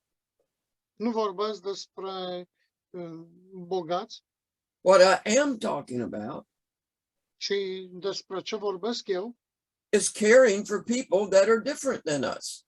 este să porți de grijă oamenilor care sunt diferiți de noi. And if I want everybody in my church to be like me, Dacă aș vrea ca toți din biserică să fie ca mine, to be educated, have a nice house, drive a nice truck, să fie educați, să aibă o casă faină, o mașină faină, then my church is going to see that când biserica mea ar vedea asta, and they're going to become like that. atunci ar deveni așa. I want you to go to James chapter 2. James chapter 2. This is a Haideți să mergem convicting în Iacov place. 2. This is a convicting passage of scripture. E un pasaj convingător. This is a very convicting chapter because it speaks about our perception of somebody and how grossly sinful it can be. Acest capitol este un capitol foarte convingător, fiindcă vorbește de mai multe feluri de percepție. E capitol care condamnă mai degrabă. Care te Condamnator. condamnă, da. Care ne condamnă. Start with me reading in verse 2. Haideți să începem citirea din versetul 2. Well, let's start with verse 1. Let's start with verse 1. Hai, totuși să începem cu versetul 1 din capitolul 2, Iacov 2. My brethren, do not hold the faith of our Lord Jesus Christ, the Lord of glory, with partiality. Frații mei, să nu țineți credința Domnului nostru Iisus Hristos, Domnul Slavei, cu parțialitate, căutând la fața omului.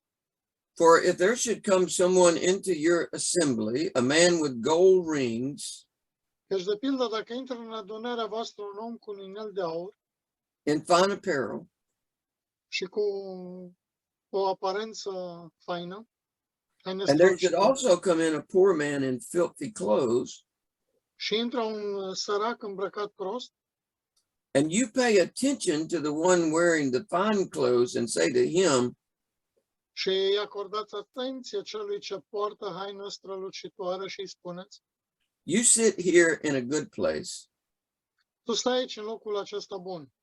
and say to the poor man, Apoi ziceți săracului: you stand there or sit here at my footstool.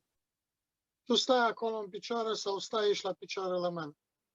Have you not shown partiality among yourselves Nu faceți voi oare o deosebire în voi înșivă? and become judges with evil thoughts? Și nu o faceți judecători cu gânduri rele? Listen, my beloved brethren, Ascultați, prea iubiții mei frați. has not God chosen the poor of this world to be rich in faith N-a ales Dumnezeu pe cei ce sunt săraci în ochii lumii acesteia ca să-i facă bogați în credință and heirs of the kingdom which he promised to those who love him? și moștenitori ai împărăției pe care a făgăduit-o celor ce-L iubesc? But you have dishonored the poor man. Dar voi înjosiți pe cel sărac. Do not the rich oppress you and drag you into the courts?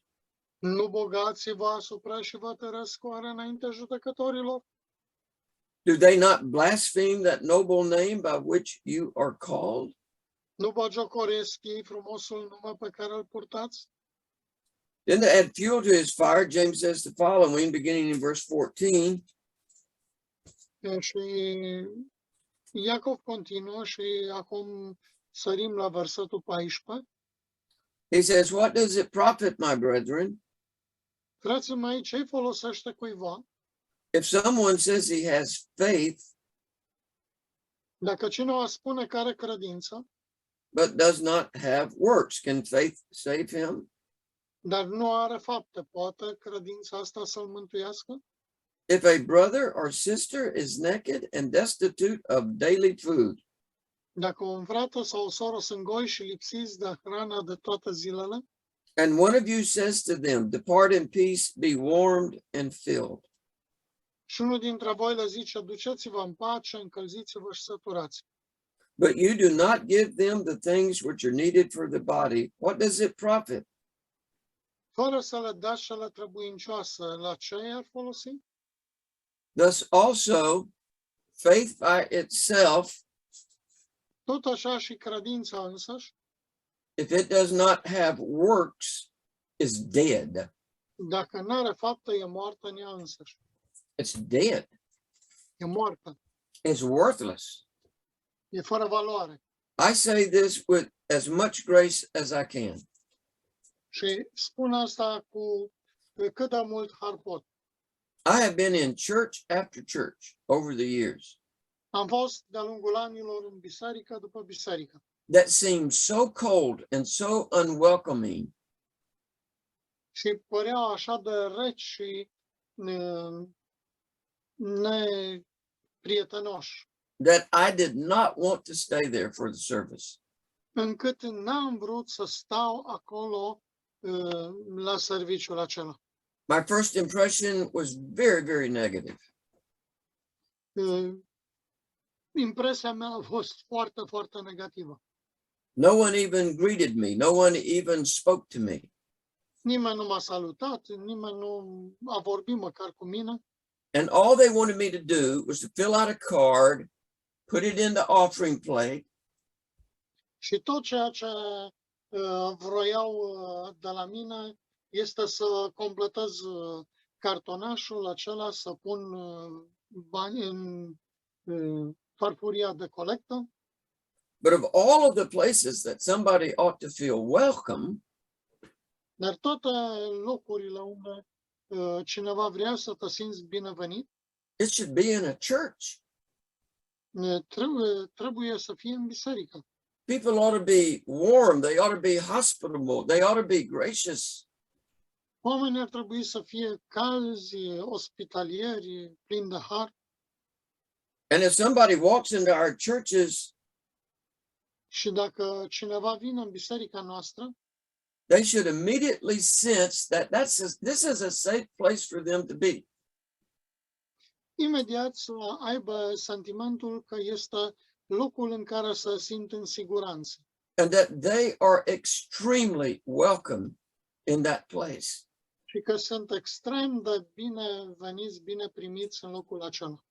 So as the spiritual leader, Deci ca și conducător spiritual, it's your responsibility to be a model este responsabilitatea ta să fii un model of actually developing that kind of atmosphere, de a dezvolta o astfel de atmosferă, because there's nothing that's more detrimental to Christianity pentru că nu este nimic mai în detrimentul creștinătății than coldness and indifference to people. decât răceala și indiferența față de oameni. Listen, in a church, Ascultați, în biserică, warmness and acceptance and openness căldura, deschiderea, warmness and acceptance and openness. acceptarea și deschiderea. Căldura, It begins- acceptarea și It deschiderea begins at the top. începe de sus, It starts in the pulpit, începe de la ambon and it's something that gets bled down into your congregation. și e ceva care curge în sală, în adunare. About 25 years ago, Cu 25 de ani în urmă, I had this lady in my church. She had been there forever. am avut o doamnă în biserică, n-am mai fost niciodată, And she had her special seat, and Era everybody acolo knew. dintotdeauna. era acolo dintotdeauna și She avea had un her- loc al ei. She had her special seat in the congregation. Avea locul ei special în adunare, She always sat there, întotdeauna stătea acolo. and nobody sat where this woman would sit. Și nimeni nu s-a așezat pe locul pe care stătea sora aia. And one day we had some visitors. Într-un zi am avut niște vizitatori. And the visitors sat in her seat. Și vizitatorii neștiind s-au pus pe locul ei. Do you know what she did? Și ce a făcut? I'm telling you the truth, okay? This is hilarious. This is funny. Vă spun adevărul, e hilar, dar vă spun adevărul. She got mad at me and left the church. S-a supărat pe mine după biserică. I actually thought it was a good subtraction. A fost o distragere bună. But there are a lot of people that have their designated spots in the auditorium. Mulți oameni au locul lor în biserică. And if they get there before a visitor does, Și dacă ajung acolo înainte de a veni vizitatorii, they don't even notice that you have a visitor in the church. nici măcar nu-și dau seama că au vizitatori în biserică. And chances are very excellent that they're not going to get out of their seat. They're not going to welcome that person. Și cea mai bună șansă e să nu se ridice de pe locul ei și să meargă să le spună bun venit vizitatorilor. It's more than saying to somebody, hey, we're really glad that you're here today. That's almost worthless to me. E mai mult de a te ridica și să-i spui mă bucur că ai venit la noi astăzi. Whatever kind of conversation that we have with somebody that's visiting our church, Orice fel de conversație pe care avem cu cineva care ne vizitează biserica, we ought to do everything that we can to make them feel welcome. facem tot ce ne stă în putință să-i facem să se simtă bineveniți. We had a lady that started coming to our church about 2 or 3 months ago. Avem o doamnă care a început să vină la noi la biserică 2-3 luni în urmă. She's a really nice lady. I mean, we really like her. She just went through a really terrible divorce. E o doamnă drăguță, eu știu, ne place de ea și a avut o problemă, a trecut printr-un divorț.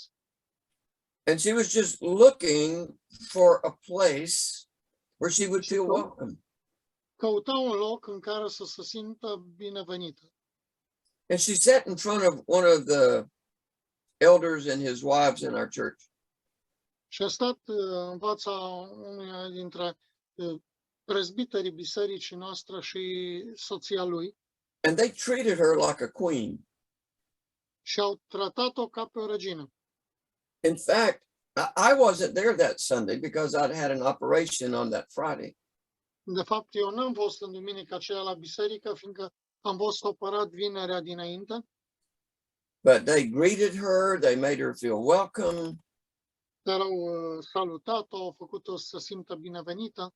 They walked her around the church, they showed her where the restroom was. Au mers, i-au arătat biserica, i-au arătat unde-i toaleta, They found out where she lived, they got her phone number. i-au spus unde locuiesc, i-au dat numărul de telefon, They welcomed her, they were warm to her. au fost calzi cu ea, au făcut-o să se simtă binevenită And she comes to our church every Sunday.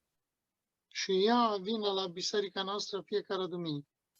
I think it's all because somebody was warm and embraced her. Cred că s-a întâmplat totul din cauza faptului că cineva a fost cald cu ea. They talked to her, they kept her after the service, they ministered to her.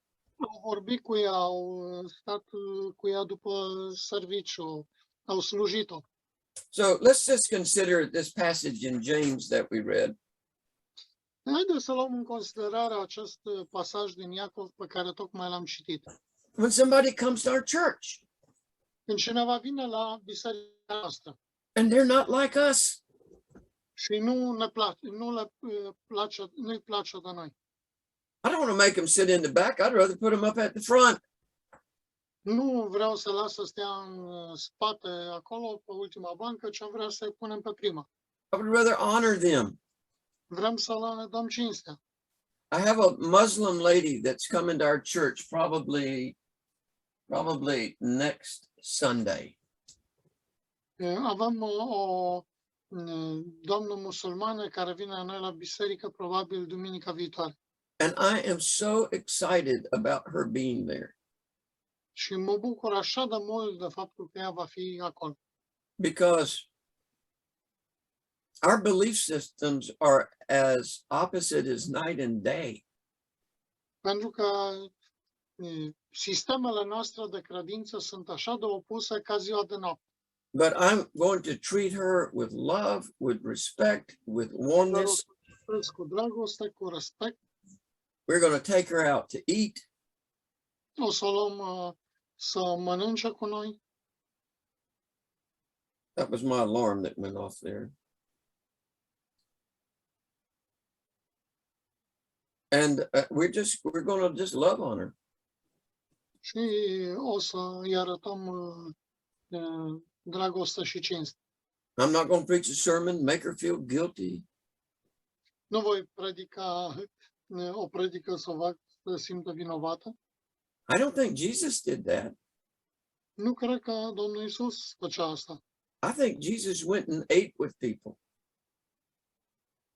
Cred că Domnul Iisus a fost blând cu oamenii. And he embraced them before he ever won them to Christ, to himself.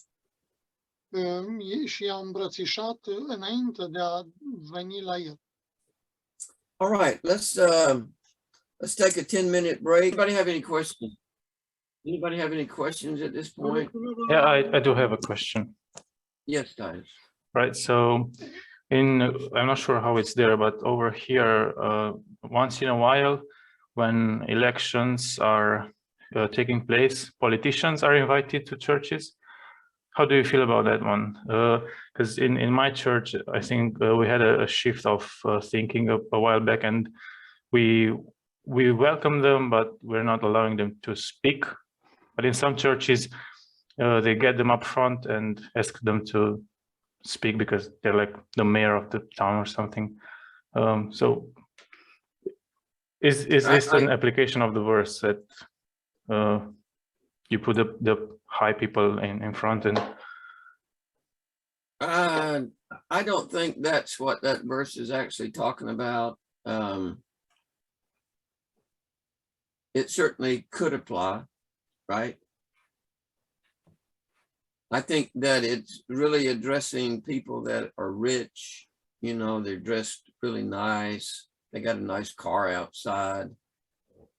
I think if a politician came to our church, that we would show honor and respect to him, but I'm not going to let him I'm not going to let him preach in the pulpit or push his position on the church. I'm just not going to do that. We're not a political entity, and we're not an advertising agency. So I would have done what your church did. So just welcome them. And good question. Good question. Anybody else have any questions? Politicienii pot să vină doar pentru a asculta cuvântul, nu pentru a își prezenta platforma. You're Yes, sir. Is there a difference in how we should approach believers above unbelievers when it comes to different needs, or should it be all the same? well, I kind of like what James said, that you just can't say to somebody, be warmed and be filled. And there's no distinction there, I think, between a believer and an unbeliever. I don't see it that way. I mean, if somebody has a need, you want to help them. This couple that I was telling you about, they weren't believers. They just knew that a church was a place where they could probably get some help. Yeah. Well, I asked the question because it says in verse 15, his brother or sister. James, Yeah, James 2, verse 15. And I was also thinking about the verse that Paul says, "Do good, especially to those of the household of Christ." Yeah, let me just tell you what we do in my church, okay? we've had plenty of people in our church that lost their jobs, sometimes for several months. And our church took care of them. We paid their bills. We paid their bills. We gave them money for food, for gas, we paid the light bill, the electricity bill. We paid their insurance. We took care of them. And I would think that in our church that they probably are going to have a priority. That's just an opinion. I think that we would be inclined to take care of them first. But I don't see that. I don't see that this passage is just telling me that I only take care of Christians. I just don't see that here.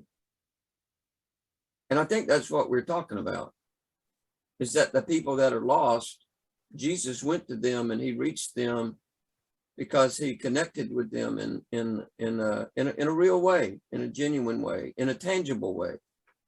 I mean, he didn't give them money and give them food, but he healed a lot of people, right? So he gave them what they really needed. And all right, I think that one of the things that we're saying here, and I'm going to give you an example of this. Cred că unul dintre lucrurile care le-am discutat aici și v-am dat un exemplu, is that when we meet somebody, we have to be very careful that we cannot make quick judgments about them. este că atunci când întâlnim pe cineva să fim foarte atenți să nu judecăm imediat. I'm not saying that we can just ignore something that's very clear, something that's very obvious, that's not right in a person's life. Nu spun că trebuie să ignorăm anumită evidență evidentă a faptului că ceva nu e în ordine în viața persoanei respective. I had a very poor person come to my house yesterday. Am avut pe cineva foarte sărac care a venit la mine acasă ieri. And I mean, they didn't ask me for anything. Nu m-a rugat să-i dau nimic. But if they had, at the point in time, I'm not sure I would have been inclined to give them something. Dar și dacă ar fi făcut-o, nu știu dacă aș fi fost înclinat să-i dau ceva. I wasn't sure that they needed anything. They had a Pentru că job eram convins că are nevoie de ceva. and they live probably, 3 miles from where I live. Locuiește probabil la 4,85 km de mine. But you still have to have some discernment. Dar trebuie să avem încă discernământ. So I don't want to make a premature judgment about somebody. That's the issue for me. Ideea este că nu vreau să fac o judecată prematură cu privire la cineva. The person that I may feel uncomfortable around, Persoana cu care nu mă simt confortabil în preajmă, maybe the person that I can make the greatest impact on. posibil să fie persoana asupra care aș putea să am cel mai mare impact. In fact, it could be our differences that actually open up that door. Posibil ca tocmai diferențele dintre noi să facă să se deschidă ușile. So I don't want to have a preconceived, a sort of built-in expectation. Avem preconcepțiile și așteptările noastre acolo About what would make for a good relationship with somebody. cu privire la ce face să fie o relație bună cu cineva. But if you meet somebody and for whatever reason you're not comfortable in that meeting, Și dacă te întâlnești cu cineva și dintr-un anumit motiv nu te simți confortabil în acea întâlnire, there's a good chance that you're going to make a premature judgment about that person. este cea mai bună șansă să faci o judecată prematură cu privire la acea persoană. I'm not telling you to I'm not telling you deny your discernment about somebody. You have to have discernment.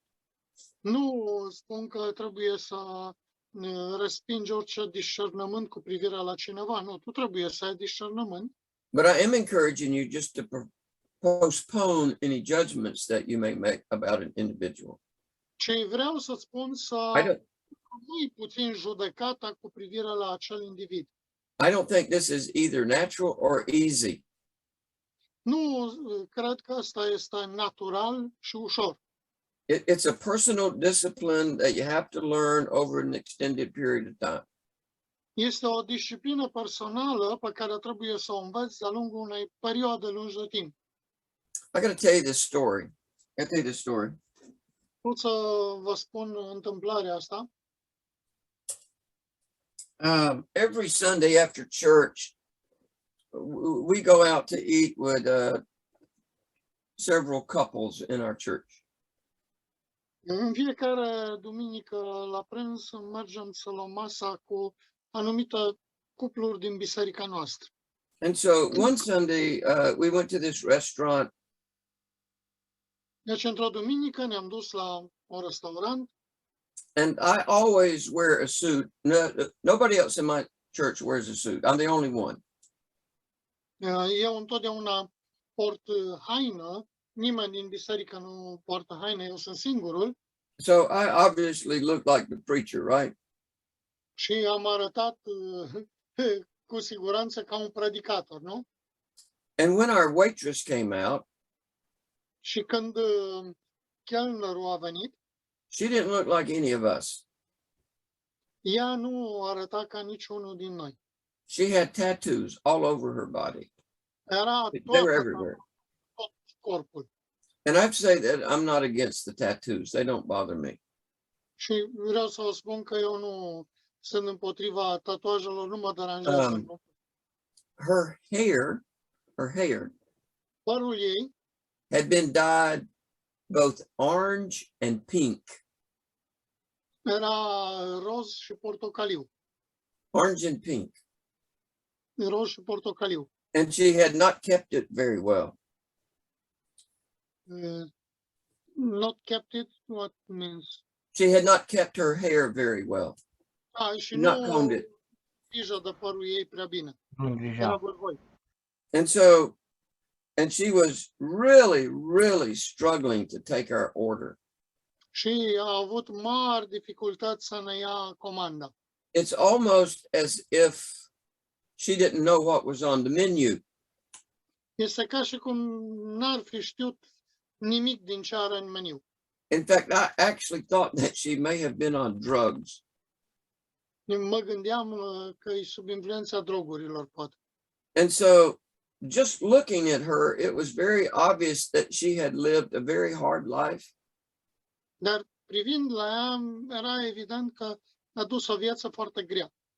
But I made a determined decision that I was not going to look at her negatively. Și am luat o decizie de a nu o privi într-un mod negativ. And that I was not going to think negatively about her. Și nu am gândit deloc negativ legat de ea. And so the first thing that I said that I was going to do to myself, I'm going to say something really positive to her, something good to her. Primul lucru care mi l-am zis, trebuie să-i spun ceva pozitiv neapărat. And I always, anytime that I go out to eat in a restaurant, Și întotdeauna când mă duc să mănânc la restaurante, I always find out what the name of my waitress is, întotdeauna Or my waiter. numele chelnerului and I look up what the meaning of their name is. și apoi mă uit la ce înseamnă numele respectiv. And a lot of times it has a very godly connotation to it. Și de multe ori numele lor au o conotație foarte evlavioasă. Which hers did. It was a great, I forget what the name was, but it had a deep spiritual kind of connotation to it.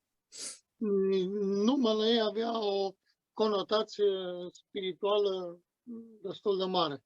So when I saw her again, when she came back to our table, Și când am văzut-o din nou, am chemat-o la masă I asked her if she knew what her name meant, and she said no, that she didn't. și am întrebat-o, știi ce înseamnă numele tău? Și a zis nu. And when I told her what her name meant, Și când i-am spus ce înseamnă numele ei, she literally lit up like a light bulb. a fost copleșită. And she S-a luminat immediately, ca un bec. S-a luminat ca un bec. and she immediately apologized that she was struggling to take our order. In fact, she got the order wrong. Și imediat și-a cerut scuze că ne-a luat greșit comanda și nu a știut cum să se ocupe She de said, noi. like, I've only been working here for 2 or 3 days, Îi spune, știți, eu lucrez aici doar de 2-3 zile and I just don't know that much about the menu. și nu știu prea multe legat de meniu. So we just laughed. We just laughed. Noi am râs. And we talked with her, we embraced her, we made her feel comfortable. Am râs, am făcut-o să simtă confortabilă, am apropiat-o. And even though she got about half of the orders wrong, Și chiar dacă jumătate din comandă, we all said to her, said, it's okay, this is fine, we'll eat mi-a this. spus, nu nimic, e bine, lasă așa. And when we paid for the meal, Și când am plătit pentru mâncare, I left her a very generous tip, more than I mi-am normally would. lăsat un băcșiș foarte generos. And I told her how much we had enjoyed having her as our waitress. Și i-am spus cât de mult ne-am bucurat că am avut-o ca și chelner pe ea. And we prayed for her. We just stopped. We just prayed for her. Ne-am rugat pentru ea. We asked her if there was anything in her life that we could help her with. Și am spus că dacă este ceva în viața ei și o putem ajuta, And she gave us a whole list of things, and we prayed for every one of them right there in the restaurant. și ne-a spus mai multe lucruri și ne-am rugat efectiv acolo pentru ea. Everybody look at me for just a minute. Și toți uitați-vă la mine un moment. I could have complained about the service. Și nu m-am putut plânge de modul în care am fost serviți. I could have made her take the food back. Nu i-am spus să ia mâncarea înapoi ce ne-a dus. But what good would that have done? Și la ce a folosit asta? I want you to go to Romans chapter 14, verse 15. This is a great verse. Haideți să mergem la Roman 14:15, un verset grozav.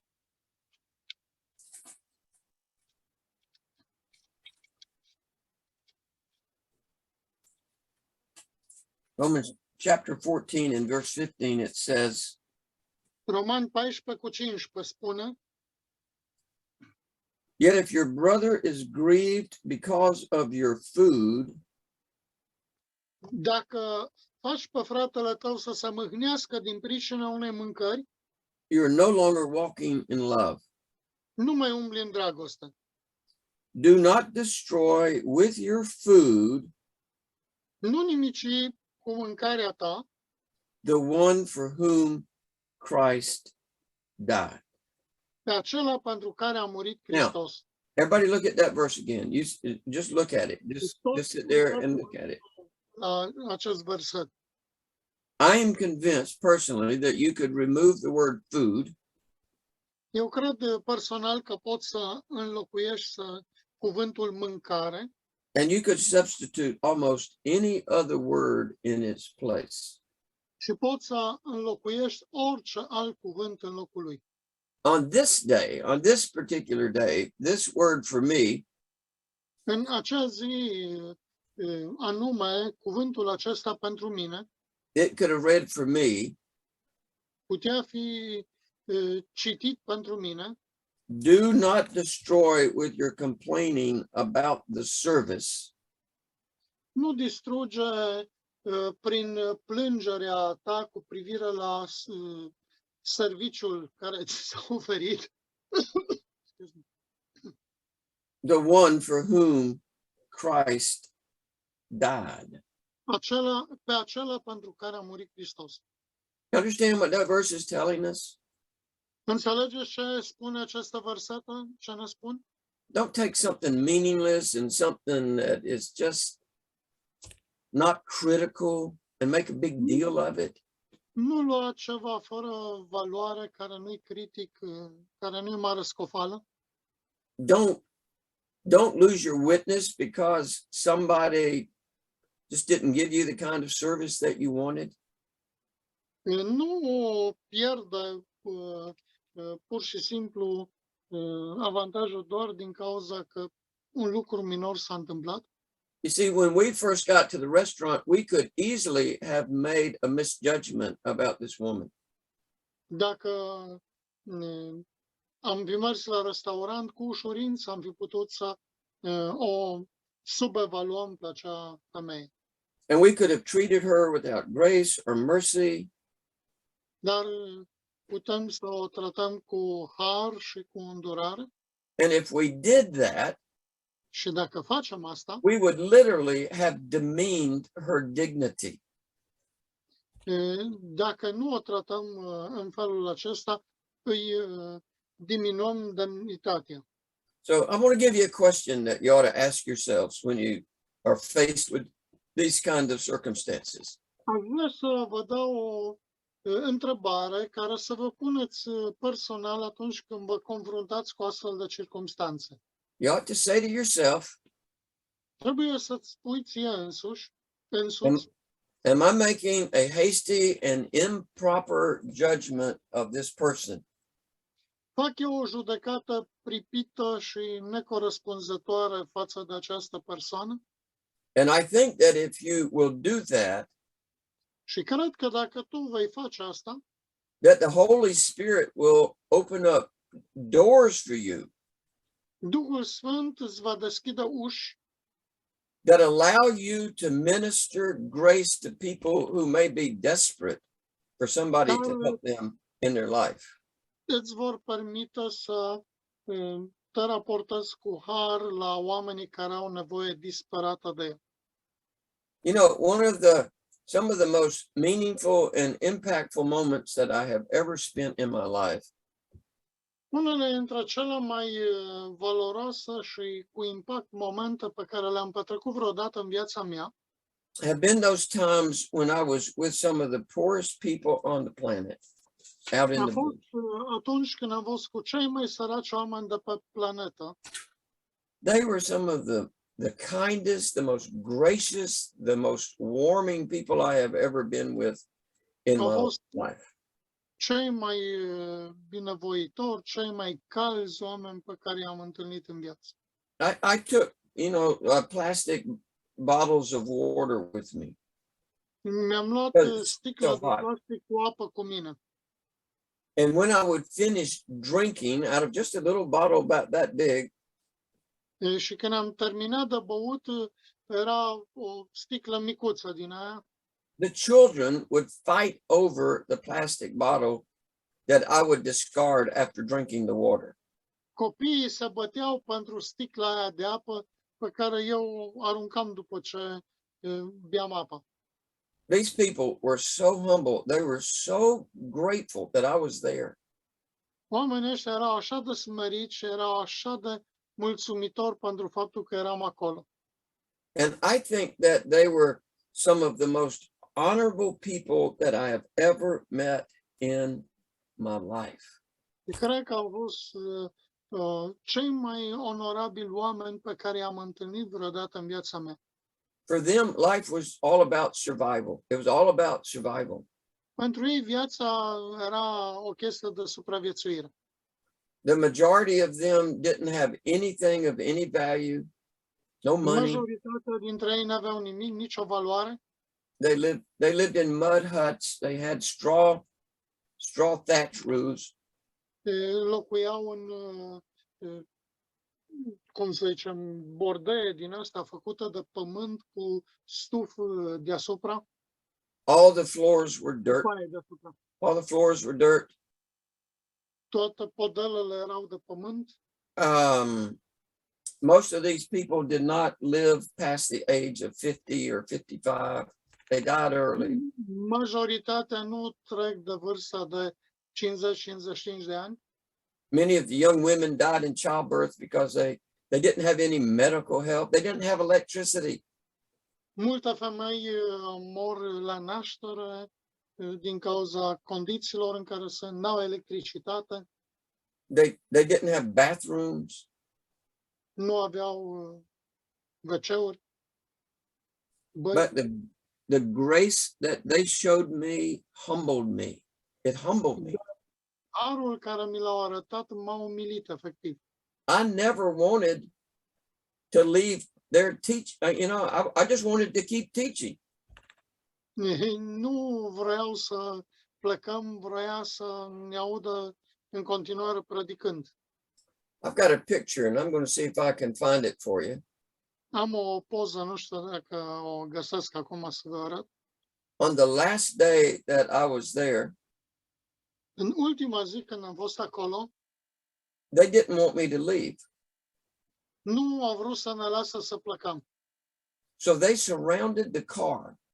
Așa că au înconjurat mașina. They took children, they took adults, Au adus copiii, au venit adulții and they surrounded the car on all four sides.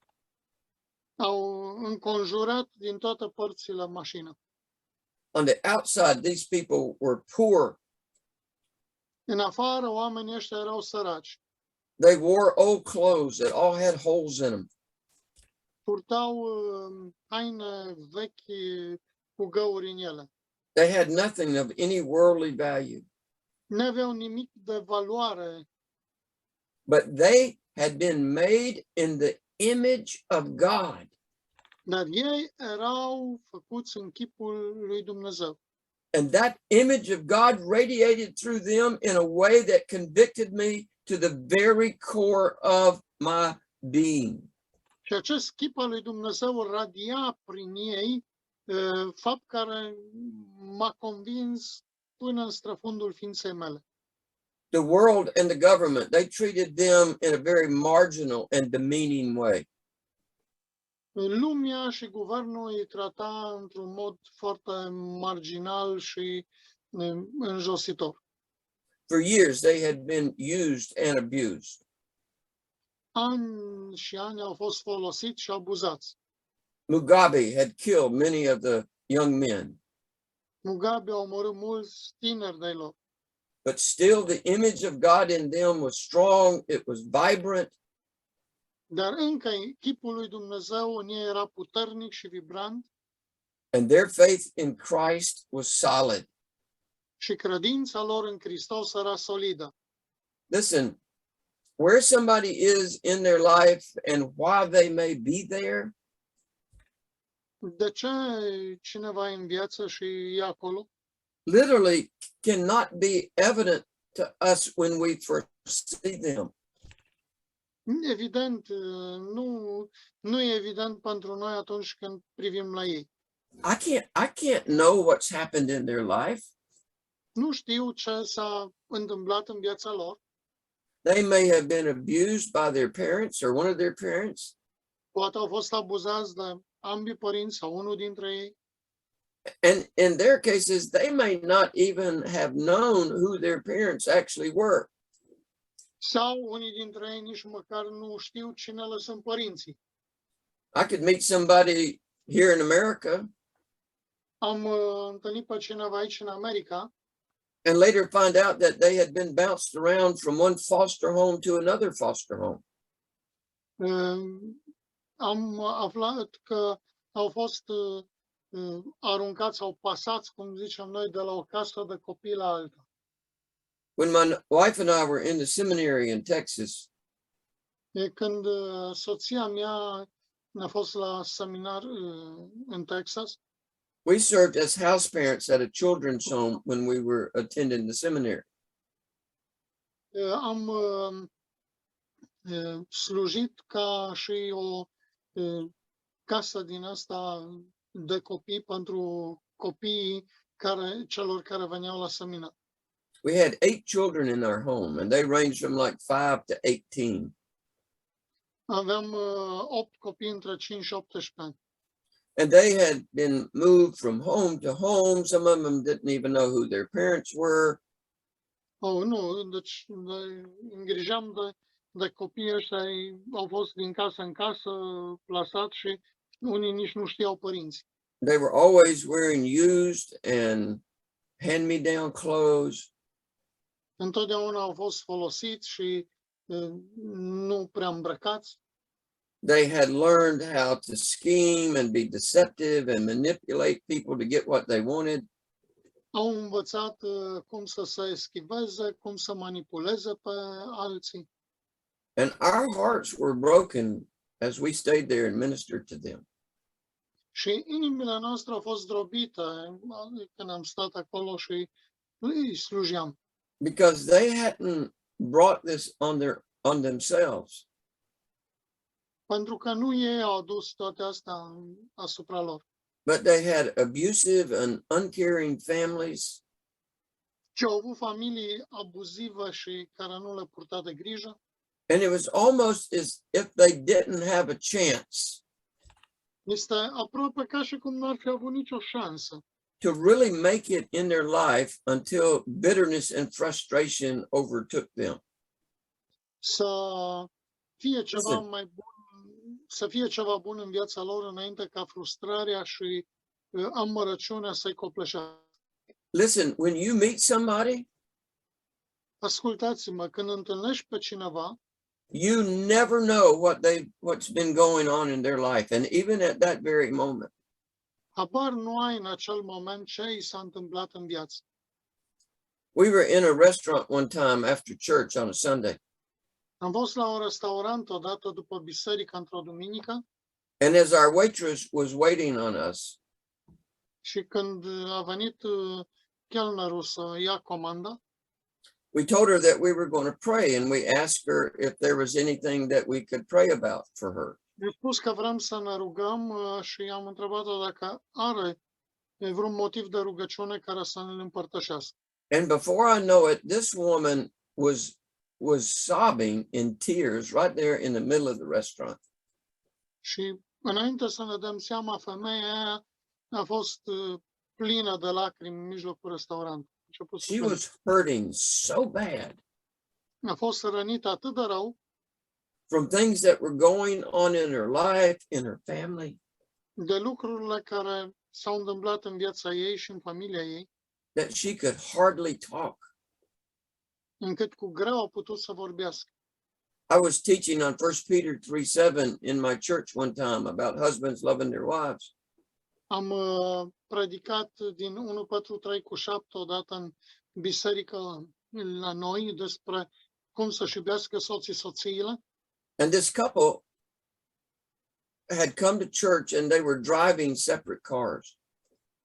A venit un cuplu la biserică și au venit cu mașini separate, fiecare cu a lui. And at the end of the service, Și la sfârșitul serviciului, the husband got up and left.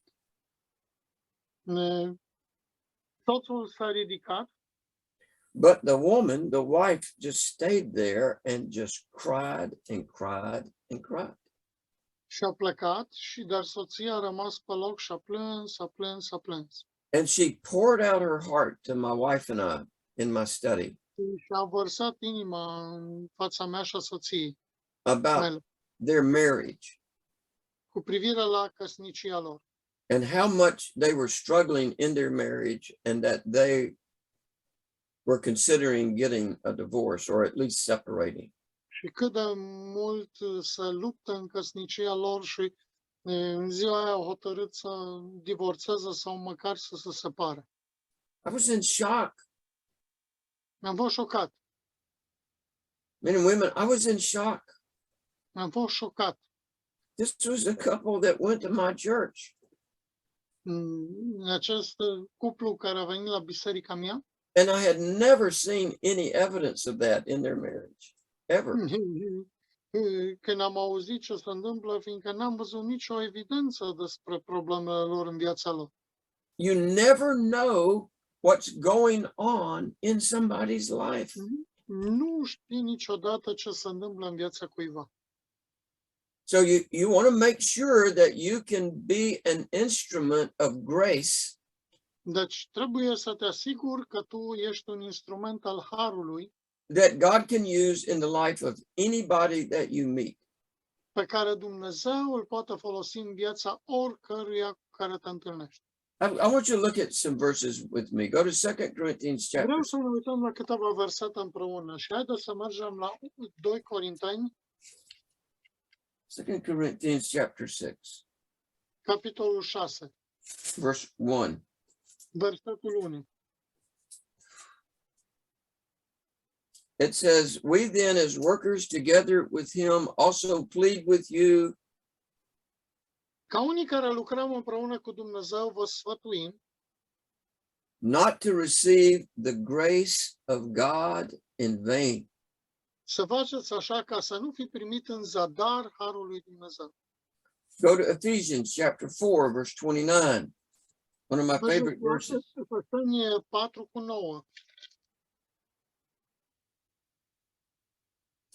It says, "Let no corrupt word proceed out of your mouth, With 9 or 29. chapter 4, verse 29. 4:29. Let Niciun no cuvânt stricat să nu vă iasă din gură, but what is good for necessary edification, ci unul bun pentru zidire, that it may impart grace to the hearers." după cum e nevoie ca să dea har celor ce-l aud. Say something that's going to build somebody up, that's going to edify them. Pune ceva care să zidească, să edifice. So that God can use it Dumnezeu poate să folosească, to impart grace into their life. să te folosească să împărtășești har în viața persoanei respective. Go to Colossians chapter 4 and verse 6. Haideți să mergem la Coloseni 4:6. Let your speech always be with grace, Vorbirea voastră totdeauna să fie cu har, seasoned with salt, that you may know how you ought to answer each one. dreaptă cu sare, ca să știți cum trebuie să răspundeți fiecăruia. Go to 2 Timothy chapter 2 and verse 1. Mergeți la 2 Timotei 2:1. You therefore, my son, Tu, dar, copilul meu, be strong in the grace that is in Christ Jesus. întărește-te în harul care este în Hristos Iisus. Go to 2 Peter chapter 3 Mergeți la 2 Petru, capitolul 3, and verse 18. în versetul 18. Peter says to grow in the grace and knowledge of our Lord Jesus Christ. Și creșteți în harul și în cunoștința Domnului și Mântuitorului nostru Iisus Hristos. I think it almost seems normal for some people Cred că pare normal pentru unii oameni that their natural tendency is to think the worst about somebody in a given situation. este ca tendința lor naturală să gândească ce-i mai rău despre oamenii într-o anumită situație. But what would be wrong Dar ce ar fi rău? with learning to think the best about somebody? Să înveți să gândești ce-i mai bun despre cineva. I have a lady in my church that I've known for well over 20 years. Known her we're very close to them. O știu de peste 20 de ani. She is the wife of one of our elders, E soția unuia dintre prezbiterii noștri and I can honestly and sincerely say și pot să spun sincer și onest that in over 20 years as being her pastor, că de 20 de ani fiind păstorul ei, I have never heard her say one negative thing about anybody. n-am auzit-o să spună niciun cuvânt negativ despre cineva. Not one single time, ever. Măcar odată. we go out to eat with them every week, at least once. Mergem să mâncăm cu ei fiecare săptămână cel puțin o dată. I love to take her in a restaurant with me Îmi place să o iau în restaurant cu mine. because she's going to speak kindly and gracious to the waitress or the waiter. Fiindcă ea vorbește cu har cu chelnerii. She's going to tell them what we studied in church that morning. Și le spune ce am studiat la biserică în ziua aia. She's going to be positive. She's going to be uplifting. Întotdeauna e pozitivă și întotdeauna zidește. And her heart is tender, it's forgiving. E blândă, e iertătoare And she always finds a way to say something good about somebody. și tot timpul găsește o modalitate să spună ceva bun despre cineva. She sees people as made in the image of God. Ea vede oamenii ca fiind făcuți în chipul lui Dumnezeu. And this is what acceptance is all about. Și despre asta e vorba în acceptare. It's finding the value and the worth Să găsești valoare of those who have been made in the image of God. în aceia care au fost făcuți după chipul lui Dumnezeu. Men, this is an attitude that you have to develop. Bun, asta e o atitudine pe care trebuie să o dezvoltați. I don't think this just comes natural to all of Nu us. cred că asta va veni natural. And if you don't develop this kind of attitude, Și dacă nu dezvolți o astfel de atitudine, then you're going to be no different than the Pharisees. nu vei fi diferit de farisei. Go to Romans chapter 15 and verse 7. Mergeți la Romani 15 cu 7.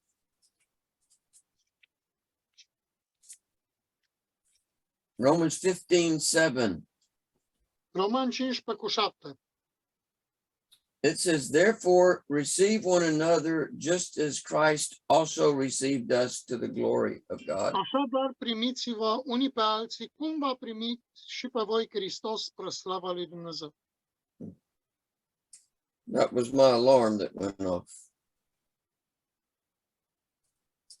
Okay, let's stop there and then we'll Yes, sir. Ready, steady, go. ready, steady, go. I want you to turn to Romans chapter 5, verse 8. Mergem în Romani, capitolul 5, cu versetul 8. We're talking about acceptance. We're talking about the fact that God has received us. He has accepted us. Vorbim de acceptare, faptul că Dumnezeu ne-a primit și ne-a acceptat. And it says in Romans chapter 5 and verse 8 Ni se spune în Romani 5 cu 8 that God demonstrates his own love toward us, dar Dumnezeu își arată dragostea față de noi, and that while we were still sinners, prin faptul că pe când eram noi încă păcătoși, Christ died for us. Now that's acceptance. Hristos a murit pentru noi. Aceasta este acceptare. That's God loving us in our sin, loving us in our depravity. Dumnezeu ne-a iubit în păcatul și în depravarea noastră. We were the marginal person, right? Eram persoanele marginalizate, nu? We were the person who had failed and who had made a lot of bad decisions. Noi eram persoanele care au falimentat și care au luat o grămadă de decizii rele And the neat part about that și partea cea mai dură is that God gives us the power to change.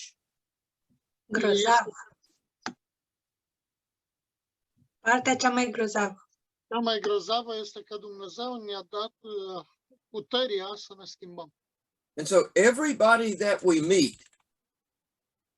Ca pe toți cei care îi întâlnim, that may seem marginal to us, care poate că par marginalizați față de noi, we have to recognize that God will give them the power to change. să recunoaștem că Dumnezeu le poate da puterea să se schimbe. Listen, the great thing about all of this Lucrul grozav cu privire la toate acestea is that God can not only change them, he can keep them changed. este nu numai că Dumnezeu îi schimbă, ci continuă să-i schimbe. If I don't believe that God can change people, Dacă nu cred că Dumnezeu poate să schimbe oameni, then I don't have anything to offer them. atunci nu am ce să le ofer. We place so many labels on people. Noi punem atât de multe etichete pe oameni. We could put the race label on them, their gender their gender label, their cultural Eticheta label. legată de rasă, de gen, It could be their social status, their education, their religion. social, de educație, de religie. I remember the first time I went to Indonesia, Îmi amintesc că prima dată când am fost în Indonezia, and Eddie and I taught all week at a pastor's conference. All week. și am predat tot o săptămână la o conferință de păstori. They had about 2,000 people there. Erau probabil 2000 de Before I went to Indonesia, Înainte de a merge în Indonezia, I read some books on their culture. am citit niște cărți legate de cultura lor. And I was told by people and things that I read in the different books Și mi s-a spus de către oameni și din ce am citit în diferite cărți, that you never use a strong handshake in Indonesia. că nu poți să folosești o strângere de mână puternică în Indonezia. Well, that was very confusing to me Și asta m-a pus în confuzie. because in my culture, in the culture in which I live, Pentru că în cultura în care eu trăiesc, a strong handshake is very important. o strângere puternică de mână e foarte importantă. So it confused me a little bit. Așa că m-a pus în confuzie. But what I found out was that in their culture, Dar ce am aflat a fost că în cultura lor, a strong handshake was seen as it was seen as a sign of aggression, era un semn de agresiune. a sign of aggression. Era un semn de agresiune, So de agresivitate. it was a difference that I just needed to accept, right?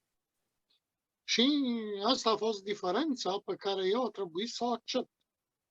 It was not a right or wrong issue. Nu e o problemă de a fi corect sau incorect. It was simply a difference, and that was okay. A fost pur și simplu o diferență cu care eu am fost de Some acord. people just live differently than we do. Unii oameni pot să trăiască diferit de cum trăim noi. And we cannot make it a right or wrong issue. Și nu putem să spunem că e o problemă bună sau rea. I think that we have to see the differences as being both acceptable and good. Noi trebuie să vedem diferențele ca fiind ambele acceptabile și bune. So I've got to see every encounter that I have with somebody Și trebuie să văd fiecare interacțiune cu cineva pe care o no am cu cineva. matter where they may be in their life at that particular moment, Unde sunt în viață în acel moment anume. that I want to see that encounter as a divine encounter. Și vreau să iau în considerare ca fiind o cum îi spunem, întâlnire divină. I want to see that person as someone who's been created in the image of God. Vreau să văd în persoana respectivă ca fiind cineva creat în chipul lui Dumnezeu. And if I don't build that mindset into my thinking, what's going to happen Dacă nu îmi setez gândirea în felul acesta, ce se întâmplă? then I'm going to devalue people and the worth that they have to God. Atunci voi devalua, voi înjosi oamenii și modul în care sunt ei văzuți în ochii lui Dumnezeu. You can devalue people when you become impatient with them. Atunci când îi înjosești, vei fi nerăbdător cu ei. I'm convinced that impatience always leads to frustration. Și nerăbdarea întotdeauna duce la frustrare. And you can never minister to someone from a position of irritation or frustration. Și nu poți să slujești pe nimeni din poziția de persoană iritată sau frustrată. We devalue people when we become overly dogmatic with them about the truths that we believe. Nu devalorizăm oamenii atunci când suntem foarte dogmatici cu ei cu privire la adevăr. I am not diminishing the fact that you need to feel passionate about your faith. Nu diminuez aspectul că trebuie să am răbdare legat de credința ta. But the problem with the person who sometimes is overly dogmatic Problema este că cu oamenii care sunt foarte dogmatici is that they make the other person feel inferior. este că îi fac pe ceilalți, pe interlocutori, să se simtă inferior. They may make them feel dumb. They may make them feel stupid. Pot să facă să simtă proști, absurzi. And once you develop that kind of attitude, Și odată ce dezvolți o astfel de atitudine, it will pervade and permeate the relationship that you actually are trying to develop with somebody. atunci ea va pătrunde și va penetra relația pe care o ai cu cineva. Remember, I've tried to teach you, and I hope that you've heard me,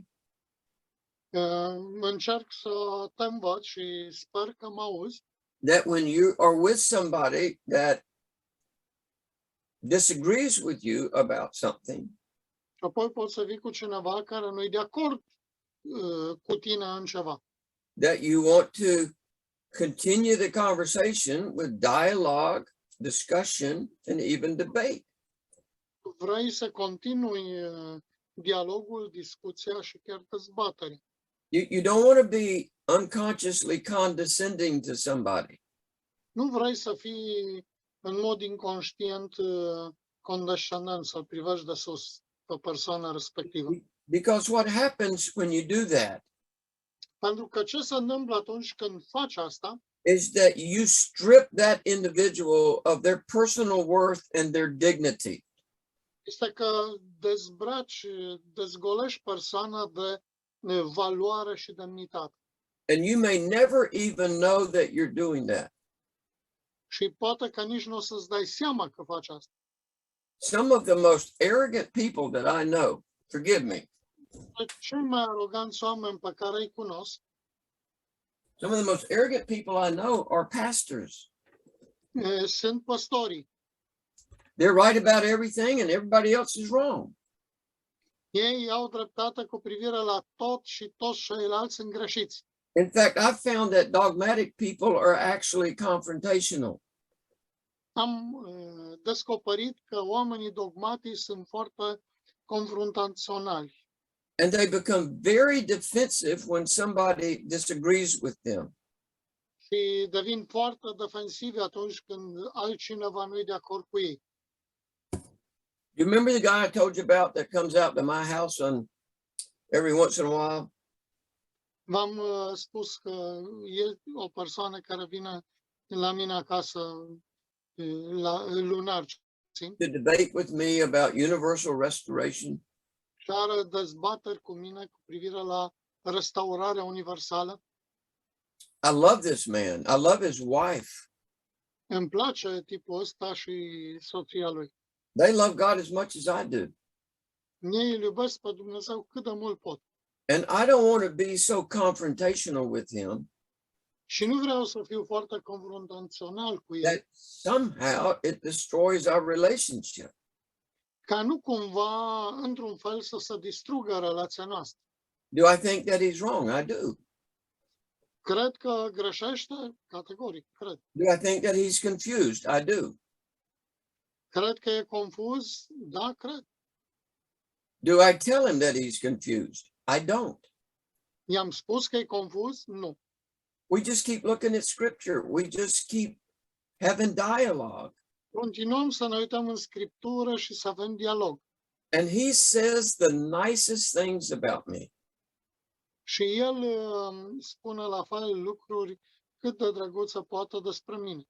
He can't even talk to his pastor about this.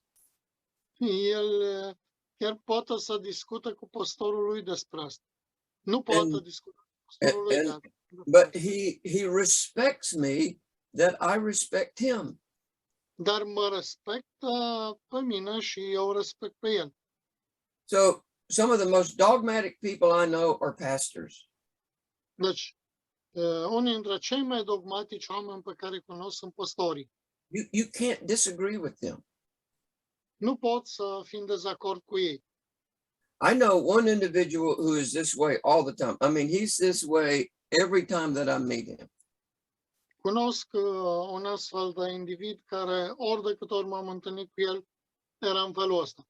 In every relationship that he has, În toate relațiile pe care el le-a avut, he's trying to tell everybody how wrong they are. încearcă să spună tuturor cât de greșiți sunt. And as best I know, Și cât știu eu de bine, this man does not have any meaningful relationship with people at all. el nu are nicio relație reală cu oamenii. I don't think he gets along with his family. Cred că s-a depărtat și de familie, He divorced his wife. a divorțat de soție He left his job. He couldn't get along with his coworkers. și-a părăsit slujba, n-a mai putut să țină legătura cu colegii de lucru And I don't even think that he has any friends. și nu cred că are vreun prieten. It's like he sees everybody as an adversary if they don't agree with him. El îi vede pe toți ca fiind adversarii lui și nu poate să fie de acord cu nimeni. That's not what we want as pastors. Nu vrem asta ca păstori, nu? I don't want to treat people that way. Nu vreau să tratez oamenii în felul ăsta. When I get an opportunity next weekend to meet with and to talk to this Muslim lady, Dacă am posibilitatea în weekendul următor să mă întâlnesc și să vorbesc cu acea doamnă musulmană, I am going to treat her with grace. o să o tratez cu har. I'm not going to chide her. I'm not going to reprove her. I'm not going to correct her. Nu încerc să o mustru, să o corectez, să o confrunt. I will answer her questions with grace. O să răspund la întrebările care mi le pune cu har. Here's what we want to happen in any relationship that we have. Asta vrem să se întâmple în orice relație pe care o avem. We want people to be able to trust us. Vrem ca oamenii să fie în stare să se încreadă în noi. We want them to see us as somebody that's not going to hurt them. Să vadă în noi pe cineva care nu intenționează să-i rănească, but as somebody that genuinely cares about them. ci cineva care, într-adevăr, în mod autentic, e preocupat de el. Isn't that what Jesus did with Zacchaeus when we read about him? Nu așa a făcut Iisus cu Zacheu când am citit, am văzut, nu? Zacchaeus was a thief, Zacheu era un hoț and yet Jesus treated him in such a way Și totuși Domnul Iisus l-a tratat în așa fel that Zacchaeus trusted him. încât Zacheu s-a încrezut în And el. he saw that Jesus actually cared about him and other people exactly like him. Și a văzut de fapt că lui Iisus îi pasă de el și de alți oameni ca el. And he came to Christ. Și a venit la Hristos. Listen, if a person doesn't trust you, Ascultați-mă, dacă o persoană nu are încredere în tine, they're not going to listen to you. nici nu te va asculta. It doesn't matter what you have to say. They're not going to listen to you. And why should they? Nu contează ce îi spui, nu vrea să ascult. It takes time to trust somebody. E nevoie de timp ca să câștigi încrederea cuiva. It's not where you can just walk on the scene and because of your past performance have people trust you. It doesn't work that way. Not in the ministry. Nu, e ca și cum ai merge și din cauza performanțelor tale oamenii musai să aibă încredere în tine.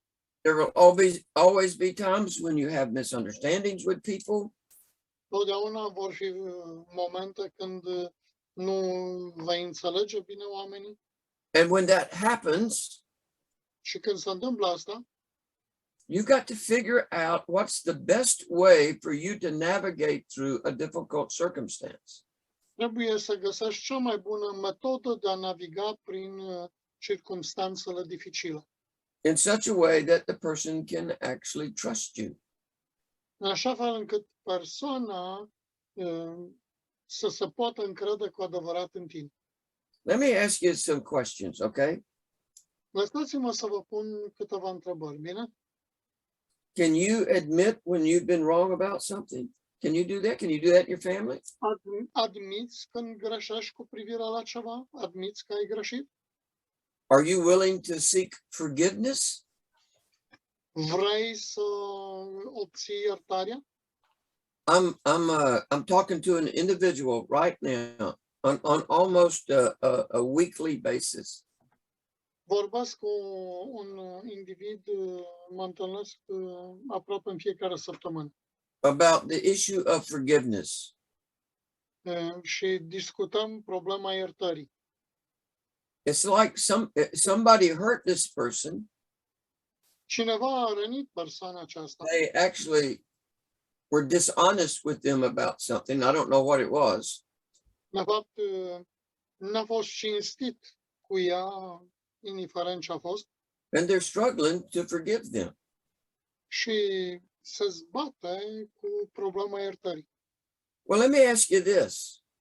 Lăsați-mă să vă întreb asta. Can you figure out how to help somebody when you've hurt them? Poți să îi ajuți poți să ajuți pe cineva dacă tu l-ai rănit? When you said something to them that you shouldn't say or did something to hurt them? Când ai spus ceva ce n-ar fi trebuit să spui despre el sau l-ai rănit în vreun fel? If you can do these things, then what's going to happen is that you're actually going to be able to build trust into your relationship. Dacă ai făcut asta, el nu va mai fi pur și simplu capabil să se încreadă în relația voastră.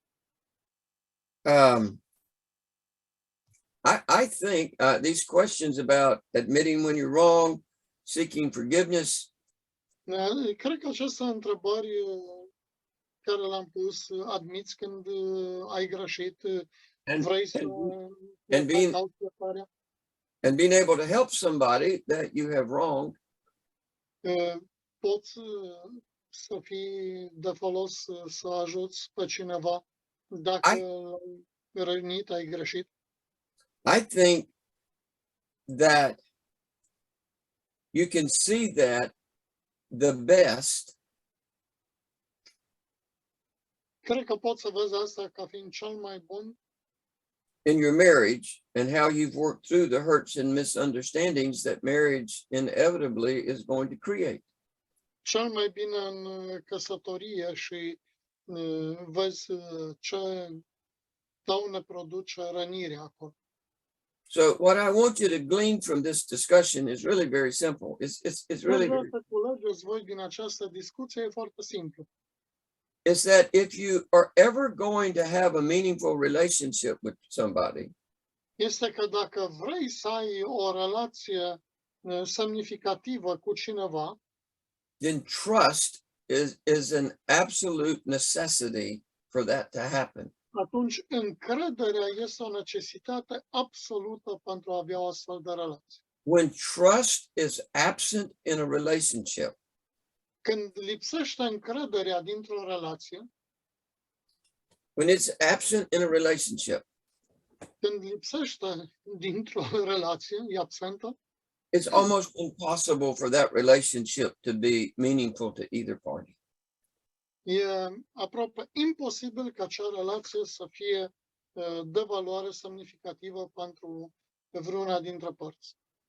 Now, as we close out this section on seeing people created in the image of God,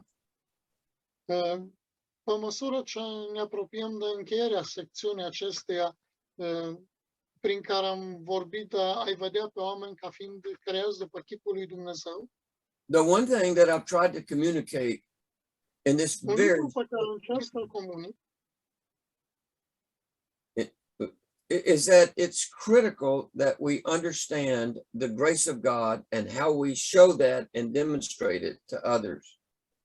spun că este esențial, critic, să înțelegem harul lui Dumnezeu și modul în care putem să-l oferim altora. My understanding is that God offers his grace to everybody. Trebuie să înțelegem că Dumnezeu oferă acest har tuturor. I don't think that anyone is exempt from what we call the common grace of God. Nu cred că cineva este exceptat de la ceea ce numim noi harul comun al lui Dumnezeu. Right? He sends his rain on the just and the unjust alike. Ne spune că el lasă ploaia lui și peste cei buni și peste cei răi. So because of common grace, Și din cauza acestui har comun, we have got to be able to see the beauty and the glory of what God has done in another person. suntem capabili să vedem gloria și frumusețea a ceea ce Dumnezeu face în viața unei alte persoane. Even though they may not actually appear to have that beauty. Chiar dacă nu pare să aibă această frumusețe, acea persoană. So here's the problem. Here's the ministerial issue. Aici problema este o problemă ministerială, de slujire. If we do not develop this attitude in our life, Dacă nu dezvolți o astfel de atitudine în viața ta, then invariably we will become the Pharisees of our day, of our culture. în mod invariabil devenim farisei vremurilor noastre. The Pharisees, they saw fault and they exercised blame on everyone that they met.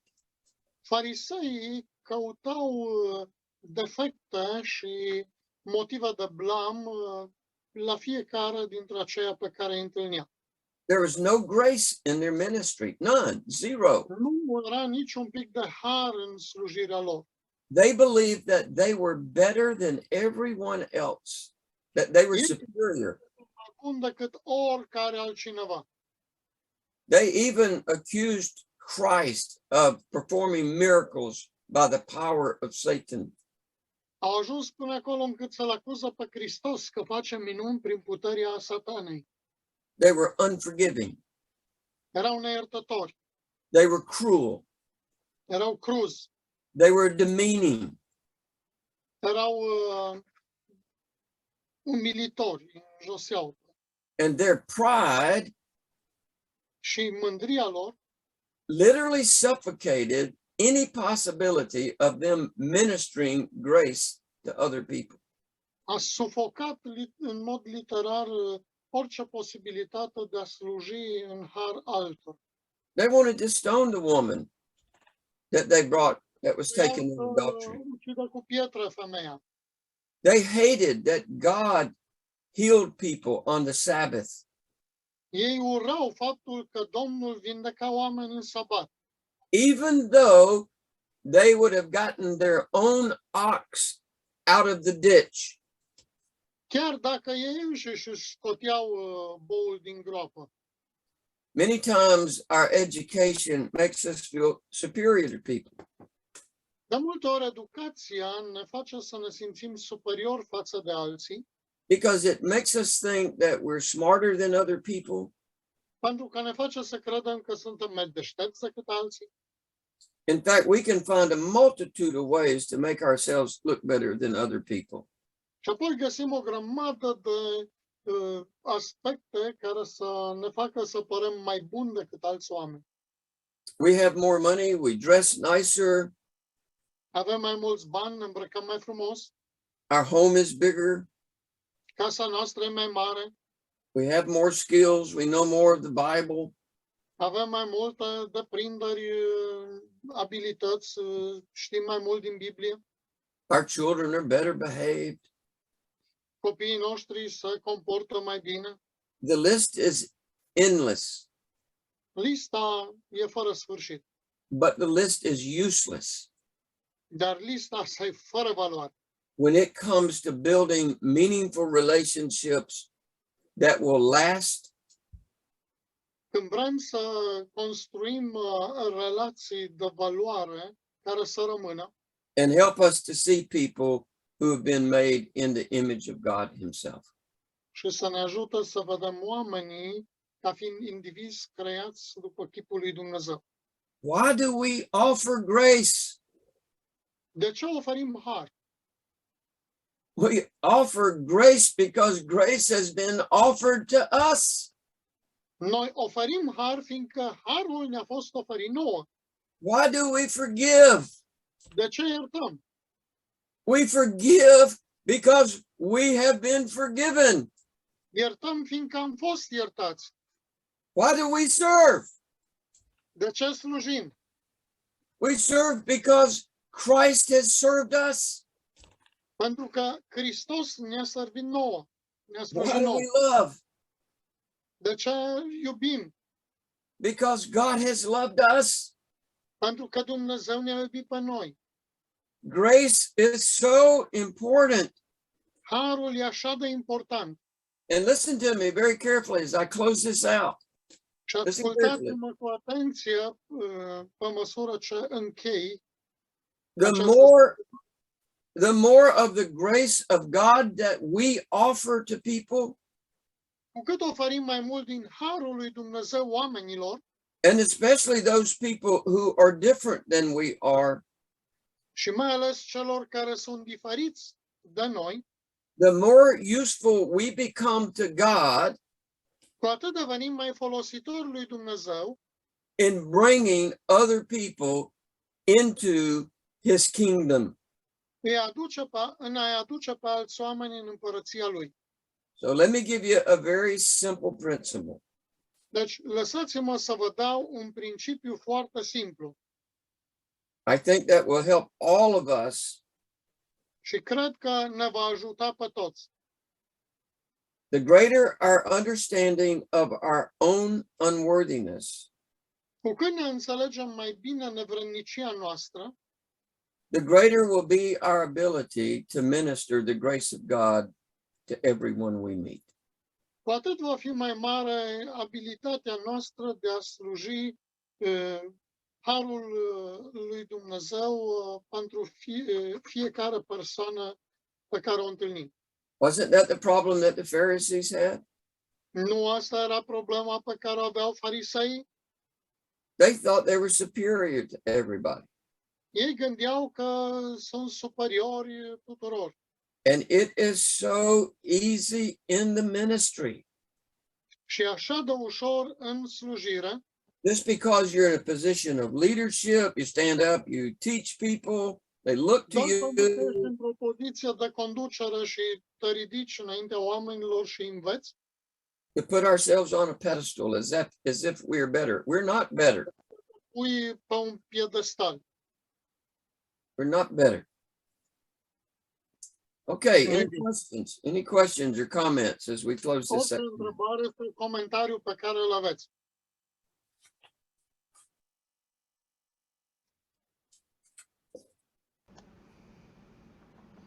I have a question. if you Okay. allow me. Isn't why Pharisees were not showing grace because they just want to stick with the law, which says that if someone is caught in adultery, it needs to be killed. The sticking with the law, the question is, the sticking with the law makes them or us rigid as they were? Am zis, nu-i din cauza faptului că fariseii voiau să rămână lângă lege, nu arătau har și zicea în lege că dacă cineva este prins în adulter să fie omorât cu pietre. Și întrebarea era, oare în faptul că vrei să rămâi lângă lege, nu asta te face rigid, să nu arăți har? Or it's more an issue to protect themselves, to not lose their authority. I don't want to put people in bondage, Adi. Nu vreau să pun oameni așa, să-i I don't want to. bag în sclavie. Da? Ziceam, sau poate fi o problemă că au vrut să nu-și pierdă autoritatea pe care o aveau. I don't want to tell them how to live their life. Nu vreau să le spun oamenilor cum să-și trăiască viața. I don't. Nu vreau. And the more that I try to do that, the more I fail. Cu cât încerc să fac mai mult asta, cu atât falimentez. And the less impact that I have on people. And I know that. Și voi avea un impact tot mai mic asupra oamenilor și eu știu asta. I've told you many times, I know that I can't change anybody, so I'm not trying to. Am spus de multe ori că nu încerc să schimb pe nimeni și nu încerc. I'm trying to be an influence and to make an impact. Încerc să fiu o influență și să creez un impact. But I cannot do that Dar nu pot să fac asta if I don't possess certain qualities and certain attributes about my life. dacă nu posed anumite atribute sau calități în viața mea. I have to be gracious to people. Trebuie să fiu plin de har cu oamenii. I hope that you believe that I'm gracious to you, that I'm kind to you. Sper că voi recunoașteți că sunt plin de har și amabil, blând cu voi. I hope that you understand that I love you and that I care about you. Sper că înțelegeți că vă iubesc și îmi pasă de voi. And when that happens, Și când asta se întâmplă, it just simply opens up the door for us to have a meaningful relationship. deschide ușa ca să avem o relație cât se poate de semnificativă. So I'm not so concerned about, I don't think that the Pharisees brought that woman to Jesus to Nu stone cred her. că I don't think that's fariseii why they came. au adus femeia la Isus din cauza legii. In their arrogance, they wanted to test him.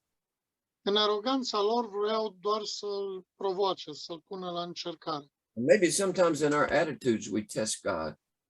Și uneori, prin atitudinea noastră, noi îl ispitim pe Dumnezeu. If God has ministered grace to you, then you figure out how to minister grace to others. Dacă Dumnezeu ți-a dat harul, ție trebuie să găsești modalități prin care să-l împărtășești altora. And God will use you to bring people into his kingdom. Și Dumnezeu te va folosi să aduci oamenii în împărăția lui. Okay.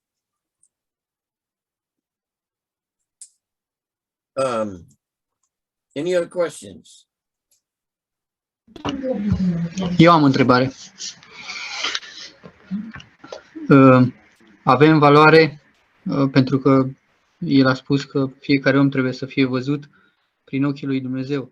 Avem valoare înainte de cruce sau după cruce? Ai valoare că ești creat după chipul lui, nu asta au zis. Da. Și atunci contează când Voiam să știu opinia lui. we have the question, when we have a value in the eyes of God, before the cross or after the cross? Say that again. I missed the question. when we have the value in the sight of the Lord, before the cross or after the cross. When did we start to have value in the eyes of God? When you started to have the value. In past eternity, maybe. I would say it had to, I would have to say it was before the world was ever created. Spun că înainte de a fi creată lumea chiar. That's why the Father and the Son made a decision Tatăl și Fiul au luat decizia that the Son would come and die for our sins, and the Father would accept that sacrifice. ca Fiul să vină să moară pentru noi și Tatăl să accepte această jertfă. So Tavi, I think it was way before eternity even started. Deci, Tavi, cred că a fost mult înainte de a începe măcar veșnicia. All right, I want to do something. I want to start a new section. Vreau să încep. You want or not? I am going to start a new section O să încep o nouă secțiune on counting the cost. care se referă la a lua în considerare costul. And what I want to do, if you don't Și ce mind, vreau să fac is it's about let me see, at your time it's 7:53, right? este 7:53 la noi. So Da. let's take a break until 2:05. Haideți să 8:05. 2:05 or 8:05. I'm sorry, you're right. La el. Pauză până la 8:05. And then we will come back and I'll start this this next. Și o să venim și vom începe următoarea sesiune. Right. This is actually for your information and for Marcel's. This is actually study number 8 and not study number 7. So I probably ought to change this to 7 and make the other one 8. But I want to talk about counting the cost of the ministry, counting the cost. O să vorbim despre a lua în calcul prețul slujirii.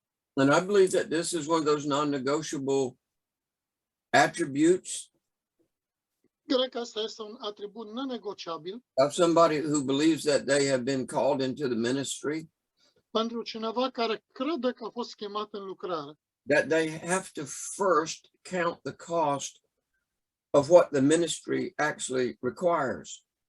Și trebuie mai întâi să ia în calcul costul care îl cere slujire. I have a lot of statistics that I'm going to give you probably tomorrow. We may get to it today. Am mai multe statistici care vi le dau poate mâine Of how many pastors are actually leaving the ministry on a regular basis.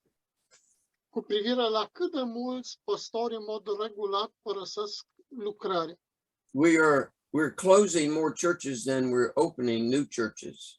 Noi închidem mai multe biserici decât deschidem. And there's so many men that are dropping out of the ministry. Și sunt atât de mulți bărbați care pur și simplu ies din slujire. In fact, I have a student of mine. De fapt, am avut un student He was really a very good student. care a fost un student foarte bun, And he went to a very difficult church. dar a mers la o biserică foarte dificilă. And they ran him off. They literally ran him off because he was teaching Reformed doctrine. Și literar l-au alungat pentru că le-a predicat doctrinele reformei. Really what he was doing, he was teaching the book of Romans. De fapt, ce a făcut? A predicat din Cartea Romani. But they didn't like the fact that he was approaching it from a Reformed perspective. Dar nu le-a plăcut faptul că el a abordat-o din perspectiva reformei. So they gave him a 2-week notice. I-au dat un preaviz de 2 săptămâni. He had a new baby that was, he and his wife had a new baby just 2 weeks before. Cu 2 săptămâni în urmă nu mai i-a născut soția. And this church just put them out on the street, basically. Și biserica pur și simplu l-a scos în stradă. And he got out of the ministry. He's gone. He's gone. Și a ieșit din slujire. He, in my mind, this was his first church, and he really had never counted the cost. A fost prima lui biserică și cred că el nu a luat în calcul costul. I've often heard it said this way, that the ministry is not for cowards. And I think that's true. Întotdeauna am auzit afirmația asta că slujirea nu este pentru lași. Și e adevărat. In fact, I don't think that I can overstate that reality. De fapt, nu cred că pot să supraaccentuez această realitate.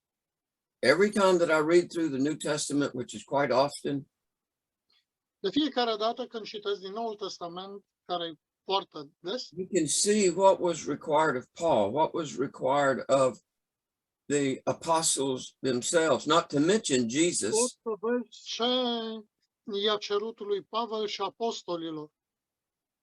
And it's obvious that the call into the ministry is not for the faint of heart. Fără să mai menționăm ce l-a costat pe Iisus însuși. E evident că chemarea în slujire nu este pentru cei slabi de inimă. I want you to go to 2 Corinthians chapter 11. Haideți să mergem la 2 Corinteni, capitolul 11. And I want to read verse 23 through 28. Și vreau să citesc de la 23 la 28. I think we read this already in one of the studies this week. Cred că deja am citit într-unul dintre studiile noastre săptămâna aceasta. But this is what Paul actually went through. Dar, de fapt, astea sunt lucrurile prin care a trebuit să treacă Pavel. He said, are they ministers of Christ? I speak as a fool. I am more. Sunt ei slujitori al lui Hristos? Vorbesc ca un ieșit din minți.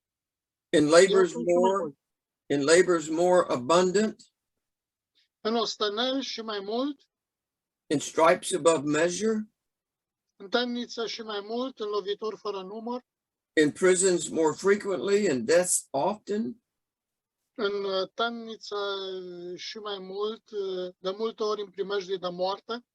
from the Jews, I received 40 stripes minus 1, 5 times I received 40 De stripes. 5 ori am căpătat de la iudei 40 de lovituri fără una. 3 times I was beaten with rods, once I was stoned, De 3 ori am fost bătut cu nuiele, odată am fost împroșcat cu pietre. 3 times I was shipwrecked, De 3 ori s-a sfărâmat corabia cu mine. a night and a day I've been in the deep, O noapte și o zi am fost în adâncul mării. in journeys often, in perils of waters, Deseori în călătorii, în primejdii pe râuri, in perils of robbers, in perils of my own countrymen, în primejdii din partea tâlharilor, în primejdea din partea celor din neamul meu, in perils of the Gentiles, in perils in the city, în primejdie din partea păgânilor, în primejdie în cetăți, in perils in the wilderness, primejdie în pustiu, in perils in the sea, în primejdie pe mare, in perils among false brethren. în primejdie între frații mincinoși. We're not even through, and I'm getting tired of reading all this. Noi n-am trecut prin astea, nu?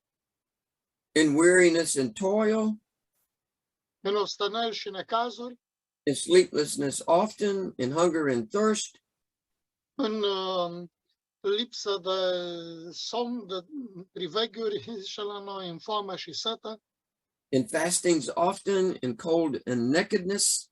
în posturi adesea, în fric și lipsă de îmbrăcăminte. And besides the other things, Și pe lângă lucrurile celelalte, what comes upon me daily, care vin asupra mea zilnic, my deep concern for all the churches. mă apasă grija mea profundă pentru toată biserica. Man, it makes me tired just to read all of that. Mă obosește numai să citesc toate astea de aici. I want you to turn to Acts chapter 9, verse 15 and 16.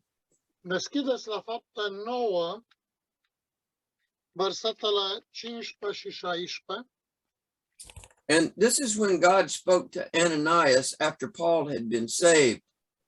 Deci ăsta este momentul când Dumnezeu îi vorbește lui Anania după ce Pavel a fost mântuit. And I want you to notice the first major thing that was spoken to Paul in Acts chapter 9, verse 15 and 16. Și vreau să vedeți lucrurile pe care Dumnezeu le vorbește lui Pavel în versetele 15 și 16 din Fapte 9. He said, but the Lord said to him, Spune, dar Domnul i-a zis, go, for he is a chosen vessel of mine to bear my name before Gentiles, kings, and the children of Israel. du-te, căci este un vas pe care l-am ales ca să ducă numele meu înaintea neamurilor și înaintea împăraților și înaintea fiilor lui Israel. Now look at verse 16. Dar uitați-vă la versetul 16. This is an enigma. Este o enigmă. This is definitely a paradigm shift, right? E o schimbare de paradigmă. For I will show him how many things he must suffer for my name's sake. Și îi voi arăta tot ce trebuie să sufere pentru numele meu. Wow. Wow! How would you like to start a ministry like that? Ai vrea să încep, sau cum ar fi să încep o astfel de slujire în felul ăsta? How would you like when you start the ministry, God says, I'm going to show you all the things that you got to suffer for me. Cum ar fi că atunci când începi și intri în slujire, Domnul să spună, o să-ți arăt tot ce trebuie să suferi pentru mine. It seems obvious after what we've already read E evident din ceea ce deja am citit, that every time that Paul went somewhere, there was trouble. că pretutindeni unde Pavel s-a dus avea necazuri. So let me ask the obvious question. Lăsați-mă să vă pun o întrebare evidentă. Do you think that Paul was in the will of God when all of these things were afflicting his life? Yes or no? Credeți că Pavel era în voia lui Dumnezeu când toate aceste lucruri îi afectau viața? Da sau nu? He was right in the very center of the will of God. Era chiar în mijlocul, în centrul He voii lui was Dumnezeu, doing exactly what God wanted him to do. făcând exact ceea ce Dumnezeu dorea ca el să facă. And he was suffering. Și suferea, He was beaten. a fost bătut, He was shipwrecked. He was weary. He couldn't get any sleep. a fost îngrijorat, nu putea să doarmă, a fost în, cum îi zice, corabia s-a sfârmat cu el. He said that he was În formă cold. de corabie. He said that he was very cold. And if you go back, he said there were times when he was naked. He didn't even have any Era clothes. foarte frig și au fost momente când era dezbrăcat. I mean, there's a lot in the ministry. I mean, the cost of being in the ministry is enormous. Uneori costul de a fi în lucrare este enorm. When I read the scriptures, when I look at Paul's life in the book of Acts, Când am citit aceste pasaje și m-am uitat la Pavel în Faptele Apostolilor, it seems to me that every day in the ministry was a challenge for him. pare pentru mine că fiecare zi a slujirii lui era o provocare pentru el. But we never hear him complaining. Dar nu l-am auzit niciodată plângându-se. So if you've decided that you're going to be in the ministry, Deci dacă decizi că vei să intri în lucrare, you have to recognize that there is an obvious cost that's associated with the ministry. trebuie să iei în calcul faptul că, în mod evident, va fi și un cost asociat cu slujirea. And maybe this is the most important thing that I'm going to say in this whole section here. Și probabil acesta este cel mai important lucru care îl vă spun în toată secțiunea aceasta. Is that cost not only impacts you, Și acest cost nu va avea un impact doar asupra ta, it impacts everybody in your family. ci va influența, va avea un impact asupra tuturor celor din familia ta. I'll give you some statistics in just a little bit about how the children see people in the ministry. O să vă dau o statistică în curând despre cum văd copiii celor care sunt în slujire. And it's not always good. Și nu întotdeauna ei văd bine lucrul ăsta. And to me, there's a cost of how draining the ministry can actually be on somebody physically. Pentru mine este un cost care, eu știu, golește de putere pe cei care sunt în lucrare din punct de vedere fizic. There can be long days, there can be long nights. Vor fi zile lungi, nopți lungi. There can be stressful people, there can be hurtful words. Vor fi oameni care te stresează, vor fi cuvinte care te rănesc. You name it, the ministry can bring it to you. It will. Tu poți să le spui acestea, să numești ceea ce ți s-a întâmplat. Ce vine I would say that being in the ministry is emotionally draining. A fi în slujire este o provocare puternică emoțională care te epuizează, te golește așa de putere. Let me ask you a question. Let me Vreau ask să you. vă pun o întrebare.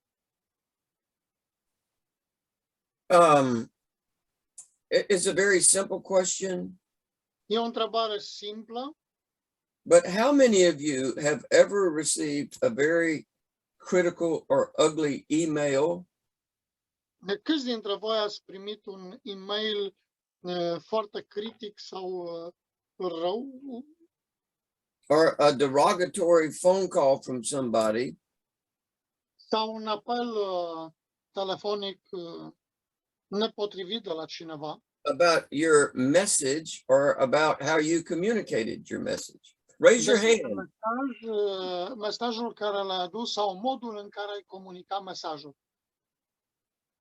I cannot promise you that I've received derogatory phone calls and emails over the years. Am primit o grămadă de e-mail-uri și telefoane din astea de mustrare, derogatorii. And listen, that's emotional. Asta e emoțional, e o problemă emoțională. You know, Pastor Eddie says that you just don't personalize it. And I think that sounds good, but sometimes you can't help but personalize it. Adi spunea, nu o luau personal, nu o personaliza, dar de multe ori nu poți să nu o iei personal. You've ministered to somebody, you've been a good pastor to them. Îl slujești pe cineva, cauți să fii un păstor bun pentru el. I had two couples in my church that left probably in the last couple of years. Am două familii care au părăsit biserica în ultimii 2 ani, probabil. One of the families, the husband and the wife had gotten saved in our church. Unul dintre familii, soțul și soția, au fost mântuiți în biserica noastră. They had a bad marriage. I helped them through it. And then I remarried them. A fost o căsnicie cu probleme, au eșuat, după aia am recăsătorit. And they just left the church and never told me that they were leaving. Și dintr-o dată au părăsit biserica fără să-mi spună de ce au părăsit. Apparently the kids wanted to go somewhere else because they didn't think we had enough programs for their kids. Aparent, copiii lor vreau să meargă la altă biserică, fiindcă noi nu avem program prea mult cu copiii. Don't you think that somebody would have enough respect to at least Nu credeți că cineva ar trebui să aibă măcar puțin respect? that after being their pastor for nearly 10 to 12 years, that they're going to leave? Ca după ce am fost 10-12 ani pastorul lor să vrea să plece. So, you know, there are so many pastors today Sunt atât de mulți pastori astăzi that are being asked to leave their churches without any justification at all. Sunt mulți pastori care se cere să-și părăsească biserica fără să primească nici măcar o explicație.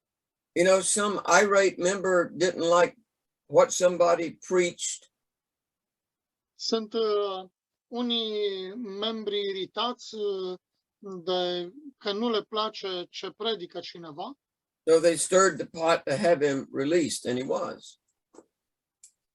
și sunt agitați, nu pot să se calmeze, ca să zic așa. I have one student who was a pastor, Am avut un student care a fost pastor, and he was in the Church of God denomination, a fost într-o biserică a lui Dumnezeu ca denominație. and the denominational hierarchy tells these pastors where they can go to preach.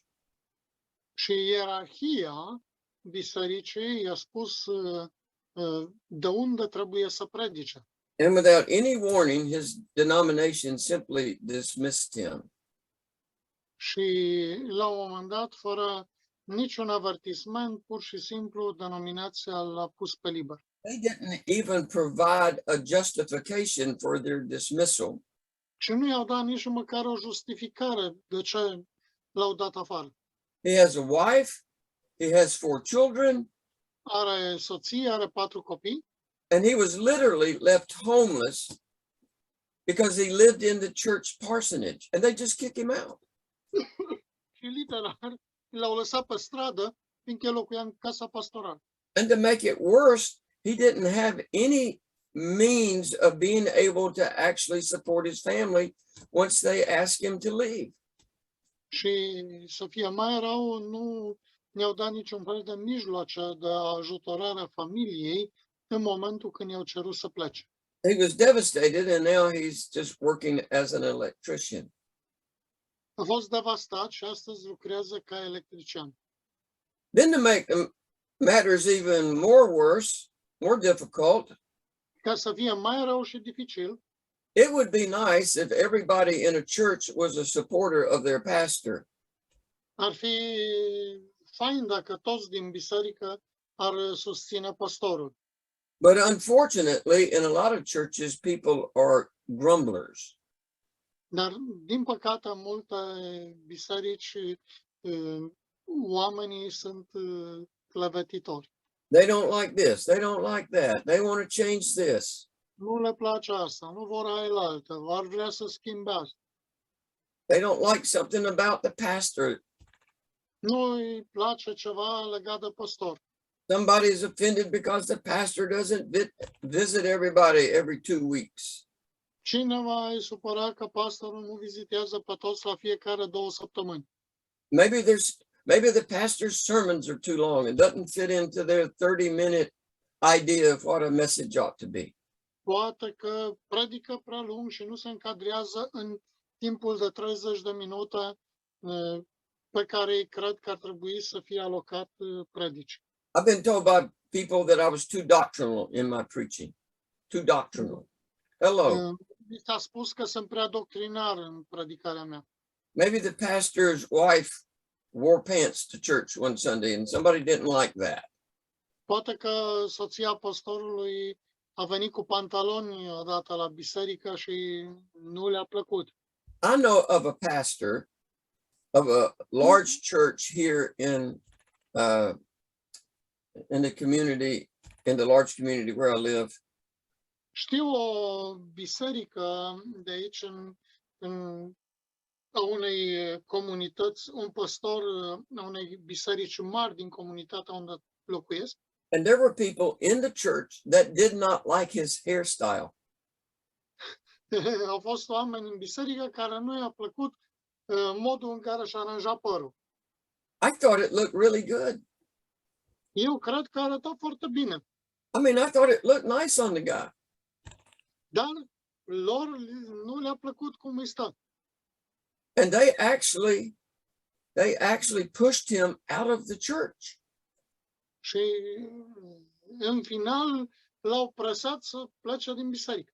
And then to make it worse, you have some churches that are so steeped in their traditions Și ca să fie mai rău, sunt atât de multe biserici atât de prinse în tradițiile lor, that any new thing that you may want to introduce into their midst is seen as a threat to them. încât fiecare lucru nou pe care vrei să-l introduci în cadrul serviciului, îl iau ca o amenințare. So when that happens, you actually become the threat. Și când se întâmplă asta, de fapt, tu, ca păstor, devii o amenințare pentru ei. I remember when I first went to the church that I now pastor. Îmi amintesc de biserică, which church? The church that I now pastor. E biserica pe care eu o păstoresc acum. The church had no children. They didn't have any young people. Nu aveam copii deloc, nu aveam tineri în ea. Most everybody was 70 years or older. Mai aproape toți aveau 70 de ani sau mai mult. Most of them had had open heart surgery twice. Unii dintre ei, majoritatea ei au avut operație pe cor deschis de 2 ori. They were on drugs just to stay alive. Luau tot felul de medicamente numai să-i țină în viață.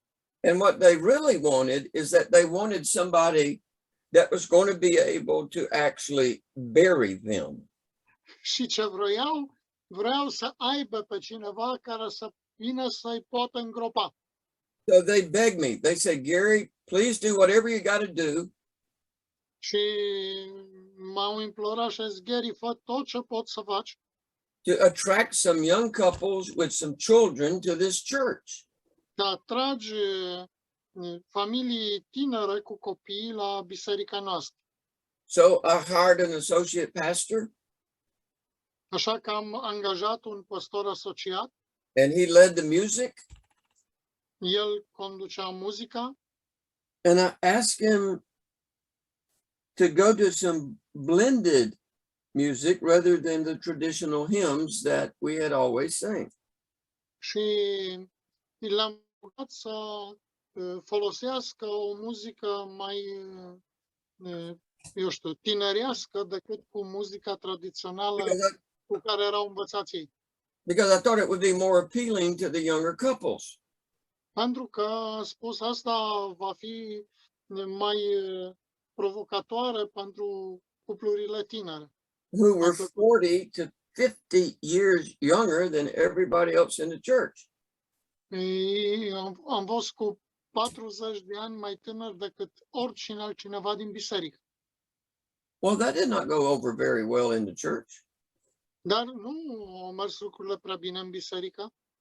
They wanted the church to change, but they weren't willing to actually change anything. Ei vroiau ca biserica să se schimbe, dar ei să nu schimbe nimic.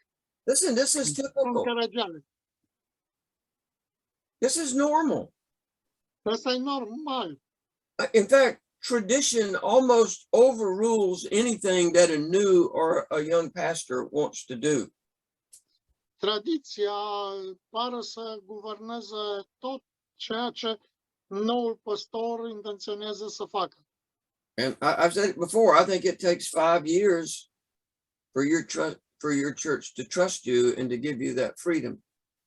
V-am spus că ia cel puțin 5 ani ca oamenii să se încreadă în tine și să aibă încredere să-ți dea libertatea să faci schimbări acolo.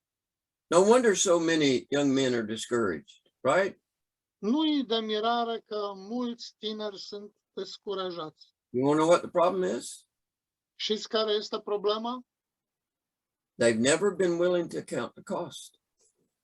Niciodată nu vor să ia în calcul prețul, costul.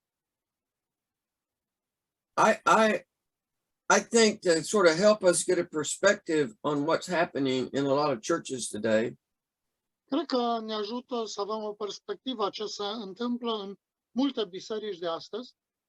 I've done some research and I've come up with some statistics, Am făcut niște cercetări și am venit cu niște statistici, a realistic statistic statistici realiste, that will provide a picture of what is actually happening in the ministry today care ne dă o imagine a ceea ce se întâmplă cu adevărat în slujirea de astăzi and why so many people in the ministry și de ce așa de mulți oameni în lucrare literally feel compelled to abandon their calling. se simt constrâns să abandoneze chemarea. I would say that there are a lot of people in the ministry that don't need to be there to begin with. They were never called by God. Cu siguranță sunt mulți în lucrare care n-ar fi trebuit să fie niciodată acolo, fiindcă n-au fost chemați niciodată de Dumnezeu. They misunderstood what their calling was. Ei au înțeles greșit ce înseamnă chemarea. And so off they ventured into this dark, deep hole we call ministry.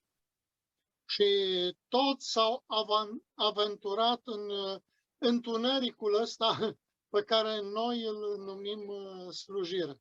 And if you get into ministry and you realize that God hasn't called you into the ministry, Dacă intri în slujire și realizezi că Dumnezeu nu te-a chemat în slujire, you do a great favor to everybody involved to go do something else. fă o mare favoare și ieși și fă orice altceva. There's so many men that they just do not have the endurance. They do not have the perseverance for the ministry. They don't have it. Așa de mulți oameni care n-au niciun fel de înduranță și de perseverență în slujire. I would say of all of the students that I have been teaching for 17 years at Covington, Aș putea spune că toți studenții pe care i-am instruit în cei 17 ani în seminar, that's a lot of students. That's a lot of students. au fost mulți studenți. I have international students like Romania. Am avut studenți internaționali ca România.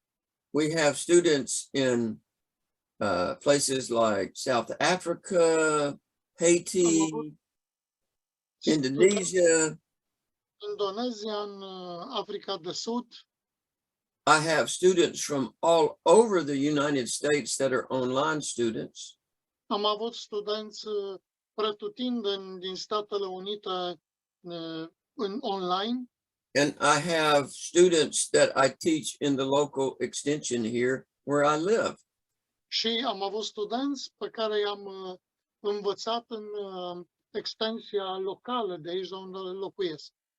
And I would say Și aș putea spune that at least 50% of those individuals că cel puțin 50% din acești indivizi have never made it into full-time ministry. At least 50%, maybe more.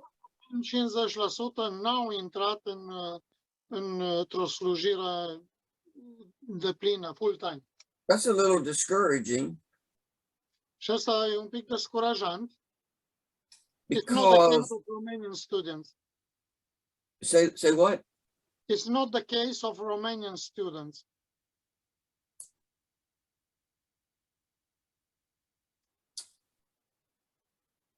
Well, I have the records. We have some which are not involved in pastoral ministry, but not so many, only few. I think my Romanian students are the best students that I have. Aș putea să gândesc că studenții în România au fost cei mai buni studenți pe care am avut. But they're not many. Dar nu mulți. Just look at who's with us today. Adi's a student, Kathleen's a student, Yanika, Yorit, Willie, Marin, Mihai, Titus, and Tavi. What's that? 1, 2, 3, 4, 5, 6, 7, 8. It's just 9 students. 9 studenți doar. And I have on my, if I can open it, hang on a minute.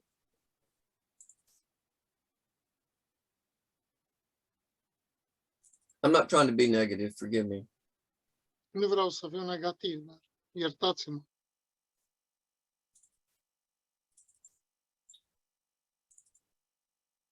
I have on this,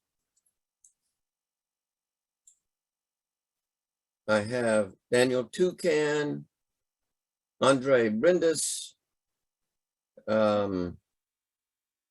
Anisia, the wife of Daniel. I have her. I have Cyprian Niago, Sebastian Paparu, Anicia Antonio Juan Zari, Sammy Bejanar, Christy Booker. So we have as many that are out as we have that are here. I'm not being negative. I'm just saying everybody's got a reason why they can't attend. It's worse in the United States. Un motiv pentru care nu pot să participe. Nu? So people just lack the endurance. They lack the perseverance. Sunt unii cărora le lipsește perseverența. They started out with high expectations. They had solid convictions. Au început cu așteptări mari, au avut convingeri solide about what God wanted them to do. cu privire la ce vrea Dumnezeu ca ei să facă. But somewhere along the way, the enemy threw them a monkey wrench, and they simply weren't able to overcome. Și undeva s-a pus ceva în calea lor și pur și simplu n-au putut să treacă peste. Then you have the problem of just finding people in a church who can really help you in the ministry. That's a real problem. Apoi avem în biserică oameni care sunt un real ajutor pentru Problema e că nu au oameni care să ajute. Lucrarea și asta e o problemă. Just that by itself can be an overwhelming task. Și e un cel copleșitor. So let's say that there's a problem that arises and you can't find anybody to help you. Să te ridici, să nu găsești pe nimeni care să te ajute. Then the obvious landing place is give that responsibility to the pastor. Și toată responsabilitatea cade pe umerii păstorului. And before you know it, he's burned out. He's burnt out. Și până să-ți dai seama, el ajunge să fie epuizat. I've always liked the statement that says 10% of the people do 90% of the work in a church. Totdeauna am făcut afirmația că 10% din oameni fac 90% din lucrarea din biserică. And it may be less than 10% in some churches. Sau în unele biserici chiar mai puțin. Here's the problem. Or more than 90%. That's right. That's right. Unfortunately, the majority of believers in a local church, Majoritatea credincioșilor din biserica locală they're just spectators. That's all that they are. sunt spectatori, atâta tot. They're just watching a few people live out their Christian life the way it ought to be lived out. Și se uită la cei puțini cum își trăiesc viețile lor creștine.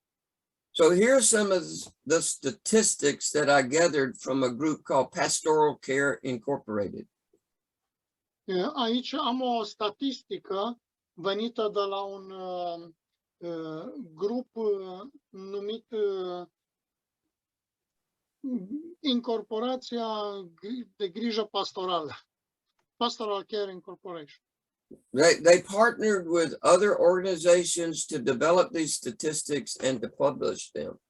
Ei au făcut parteneriat cu diferite organizații care au dezvoltat statistici și apoi le-au publicat. And these statistics are current to 2022. Aceste statistici sunt actualizate în 2022.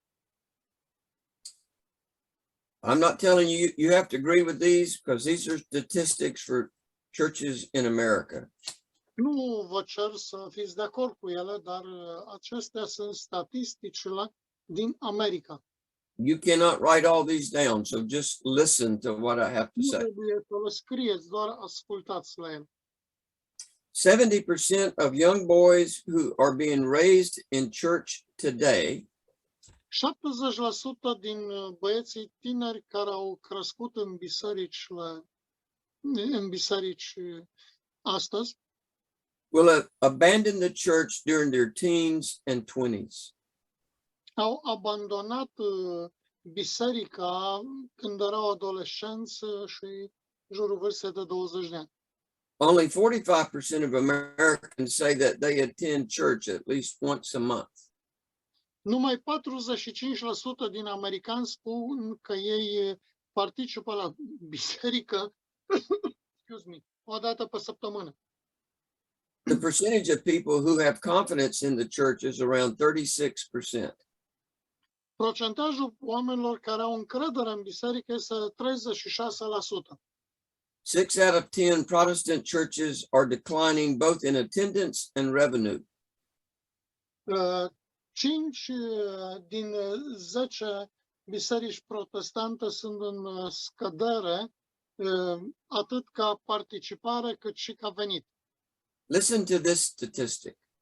Ascultați la această statistică. 80% of pastors believe pastoral ministry has negatively affected their family. 80% din păstori cred că slujirea pastorală le-a afectat negativ familia. The children of many pastors, Copiii multor păstori, the children of many pastors do not even attend church now nici măcar nu mai merg la biserică acum, because of what the church has done to their parents. din cauza ceea ce a făcut biserica cu părinții lor. 53% of pastors report that the seminary did not prepare them for the ministry. 53% dintre păstori declară că seminarul nu i-a pregătit pentru slujire, pentru lucrare. It did not prepare me. Nici pe mine nu m-a pregătit. And that's why I didn't go into the ministry right after I got out of the seminary. Și de asta n-am mers imediat după ce am terminat seminarul în lucrare. Yorit asked me 2-3 years ago, I don't know how long ago it was, Iorit m-a întrebat 2-3 ani în urmă, nu mai știu exact cât e de atunci, if we would develop some courses that were very practical. Remember dacă that, Yorit? dezvoltăm cursuri care să fie foarte practice. This is one of those courses. Este unul dintre acele cursuri. Okay. Hermeneutics, homiletics, how to study the Bible, all those. Homiletică. It's been a long time Lucrurile studiem acum, nenegociabile. since I taught a doctrinal course after he asked me to do that. Am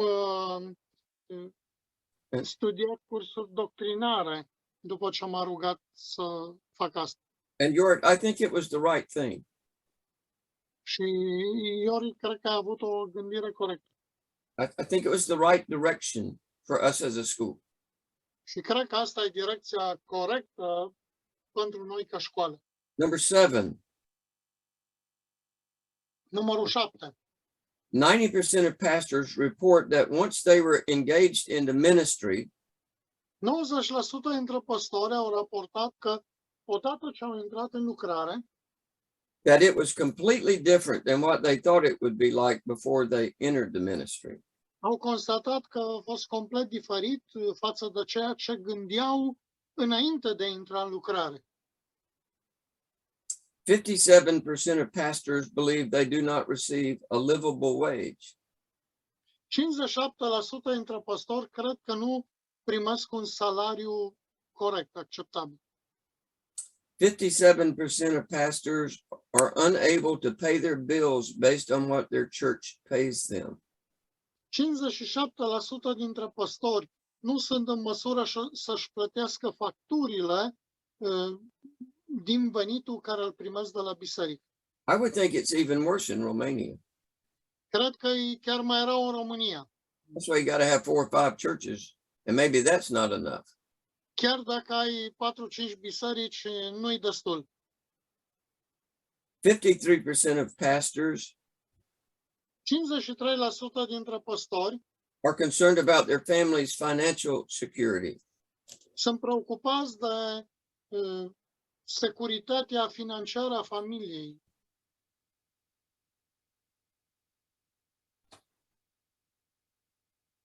Um, 52% of pastors feel overworked 52% dintre păstori se simt supra-solicitați and do not believe that they can meet their church's unrealistic expectations. și nu cred că pot să împlinească așteptările nerealiste ale bisericilor. 54% of pastors find the role of a pastor overwhelming. 54% dintre păstori consideră că rolul de păstor e copleșitor. 35% of pastors battle depression or fear of inadequacy. 35% din păstori se luptă cu depresia sau temerea de a fi inadecvați. 26% of pastors report being over fatigued. 26% din păstori au raportat că sunt foarte obosiți, epuizați. 28% of pastors report they are spiritually undernourished. 28% dintre păstori declară că sunt subnutriți spiritual. Over 50% of pastors state that the biggest challenge Peste 50% din păstori consideră că cea mai mare provocare is to recruit volunteers and encourage their members to draw closer to God. este să recruteze voluntari care să încurajeze pe membrii să se apropie mai mult de Dumnezeu. 70% of pastors report they have a lower self-image now than when they first started. 70% dintre păstori declară că au o imagine mai scăzută de sine decât aveau atunci când au început lucrarea. 70% of pastors do not have someone they consider to be a close friend. 70% dintre păstori n-au pe nimeni pe care să-l consideră un prieten apropiat. 27% of pastors report not having anyone to turn to for help in a crisis situation. 27% din păstori consideră sau raportează că n-au avut pe nimeni, apropiat la care să apeleze pentru ajutor într-o situație de criză. Over 50% of pastors are unhealthy, overweight, and do not exercise. Peste 50% dintre păstori sunt nesănătoși, supraponderali și nu fac mișcare. The profession of pastor is near the bottom of a survey Profesia de păstor este aproape la fundul, deci la partea cea mai de jos a unui sondaj. of the most respected professions, just above car salesman. A sondajului referitor la profesii, fiind numai puțin deasupra de vânzătorul de mașini. Only 1 out of every 10 pastors will actually retire as a pastor. Numai 1 din 10 păstori se pensionează efectiv ca păstor. 4,000 new churches begin each year, 4.000 de biserici încep în fiecare an and 7,000 churches close. și 7.000 de biserici se închid. over 1,500 pastors left the ministry every month in 2021. Peste 1500 de păstori au părăsit slujirea în fiecare lună în 2021. Over 1,300 pastors were terminated by a local church each month, many without cause. Peste 1300 de păstori au fost pur și simplu desfințați de biserica locală în fiecare lună și mulți fără niciun motiv. And that over 3,500 people a day left the church last year. Și peste 3500 de oameni pe zi au părăsit biserica anul trecut. Man, I read stuff like this, Oameni aspecte de genul ăsta and it's no surprise to me that men have not counted the cost. nu mă surprinde că oamenii nu iau în calcul costul. But this is what's happening to pastors in Protestant churches in America. Dar uitați ce se întâmplă cu păstorii din bisericile protestante din America.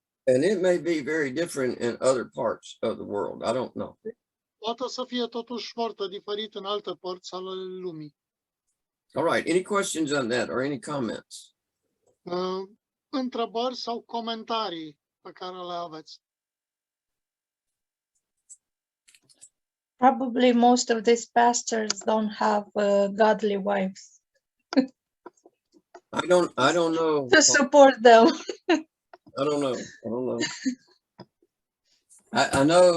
I know this. One of the statistics was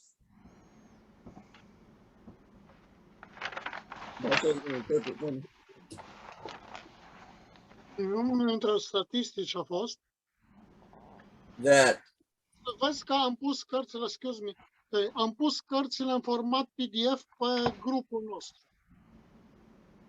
that I don't remember. I think it was that 56% of women whose husbands are in the ministry.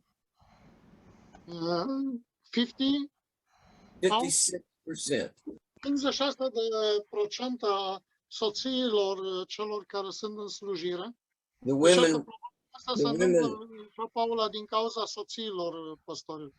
the women want out of the ministry or out of the marriage. Ar vrea 56% dintre soțiile păstorilor ar vrea ca soților să iasă din slujire sau ele să să divorțeze. Nobody hadn't counted the cost, right? Asta înseamnă că cineva nu a luat în calcul costul. Nu? All right, we're going to stop here for today and we'll pick up tomorrow. Astăzi aici, mâine continuăm. I will get through with this tomorrow before 9 o'clock and let you out. Yes, Adi. Sper că până la 9 mâine să terminăm. One of the things that really make me very sad from this statistic, if I put it down correctly, it's like at least 70% of the pastors don't have a close friend. Yeah, I guarantee you. Mhm. That's a problem. What will be, in your opinion, the main cause of this? Am zis că unul dintre lucrurile care mă îngrijorează cel mai tare, dacă am notat corect, este că 70 sau peste 70% din păstori n-au un prieten apropiat.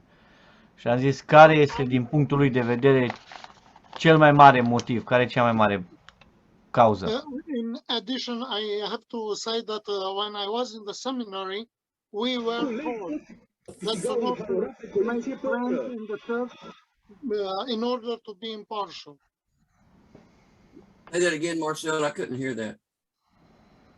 When I was in the seminary, one teacher told us that we never have to have friends in the church because we have to be impartial, and for this reason we have to stay away for close relationship with the members from our church. Audie, to answer your question, I think here in America, there's an obvious answer for that, okay? It may be different in Romania. În America e un răspuns foarte evident de ce nu au prieteni. Eu spuneam că în seminar am fost învățat să nu avem prieteni în biserică pentru a putea fi imparțial. But most churches in America, I'm going to say Baptist churches, Methodist churches, Presbyterian churches, Multe biserici din America metodistă, presbiteriană, even Episcopal churches, chiar și episcopale, they normally go out of town to get a pastor. ei în mod normal pur și simplu merg în oraș și caută păstor. In other words, În afara orașului, se duc în alte părți. În afara orașului. in other words, people are moving into communities where they don't know anybody. Cu alte cuvinte, când vine păstorul acolo, se mută într-o comunitate Their pe wives, care nu cunoaște pe nimeni de acolo. their wives don't know anybody. Their children don't know anybody. Nici soția nu cunoaște pe nimeni, nici copiii nu cunosc pe nimeni. And one of the things that happens is that pastors move around very often. Și de ce se întâmplă asta? Este că păstorul pleacă din biserică în biserică foarte des. In a Baptist church, it's they move around. You know, their average stay is about 2.5 years. În bisericile baptiste, media timpului la care păstorul se mută într-o biserică în alta, 1 an jumătate. If they keep moving around from church to church and town to town, they don't have time to build any relationships. Dacă se mută așa de des, nici măcar n-au vreme să își construiască o relație cu cineva. So,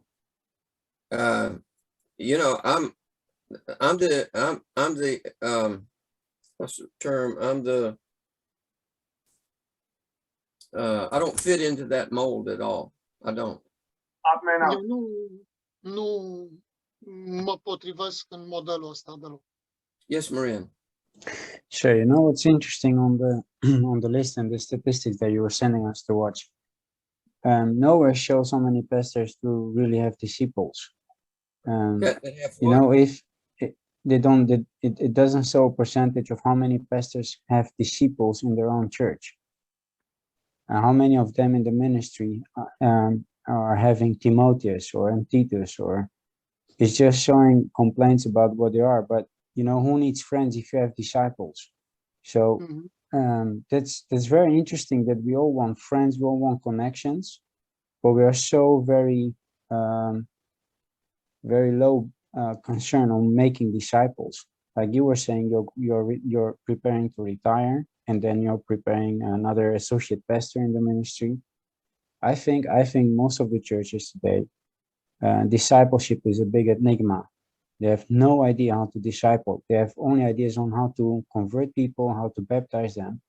But discipleship is as foreign to them as any other subject in the world. So it's no strange to me that so a statistic comes up where they feel stressed, they feel worried, they feel worked out because they're just busy making social things in the church, but they're not busy making disciples. And it's interesting that nowhere in the statistics are showing how many of the pastors they were interrogating there do really have disciples. That's concerning. That's mind-blowing that pastors nowadays are not, and especially the Baptist pastors, they're not being busy on making disciples. They're only being busy on perpetuating a business model.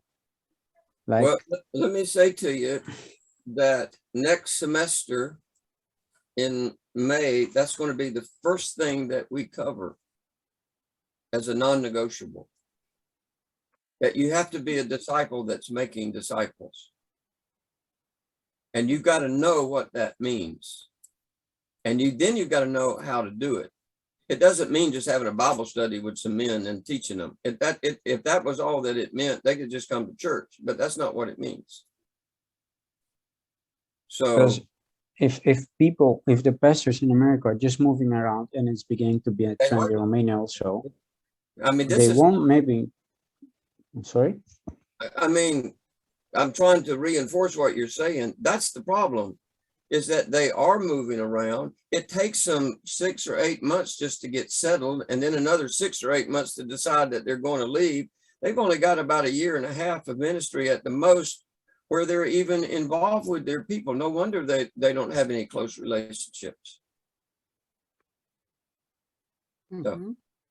So, I didn't mean to cut you off. I apologize. That was rude. So these are pretty discouraging statistics, right?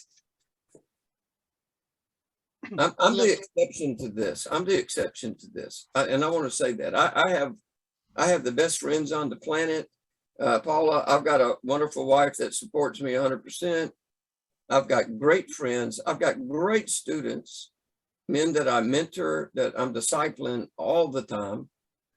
I have a wonderful church. I have great elders. We're best friends with the elders. We do things together. We go out to eat together. We fellowship. We go to one another's homes. I don't know why but I've been here for 27 years, right? You can't do that in 2 years. You just can't do it. It's just not possible. Jesus was with his disciples for 3 years. Every day, right? And he called them then friends. Yeah, that's right. I mean, he was with them every day. It wasn't like they just went to the synagogue on the Sabbath. This statistics that some people only attend church once a month, that means they only go to church 12 times a year. We spent more time. That's only like 12 hours. I mean, we spent twice that much time in this study this week. So, hallelujah. So when do you start to delegate people? At the beginning, when you get to be a pastor, or after those 5 years of, people getting to know you? And Paula, when I went to my church, the only thing that I did was teach. That's the only thing I did. I told them I'm not going to visit. I don't have time. I have a full-time job. I taught 4 times a week, 4 times. Taught Sunday morning, Sunday night, Wednesday night. And I taught, what was the other time I taught? Sunday morning. Oh, Friday night. No. I taught Sunday school, and then I preached. Then I taught on Sunday night, and then I taught on Wednesday night. And they wanted me to go visit them. I said, nope, there's no way. I was the only one that was teaching for the most part. I was a one-man band, but I didn't try to change anything. The only thing that we tried to change was the music, and that didn't work. So if somebody came to the church and they didn't like me, there wasn't anything there for them. Everybody was dying. I mean, literally. I mean, I've told you this story, but I'd ask them to turn in their Bible to a certain passage, that have their Bible right in front of them, and their head would go down like that, and I would never see their face again.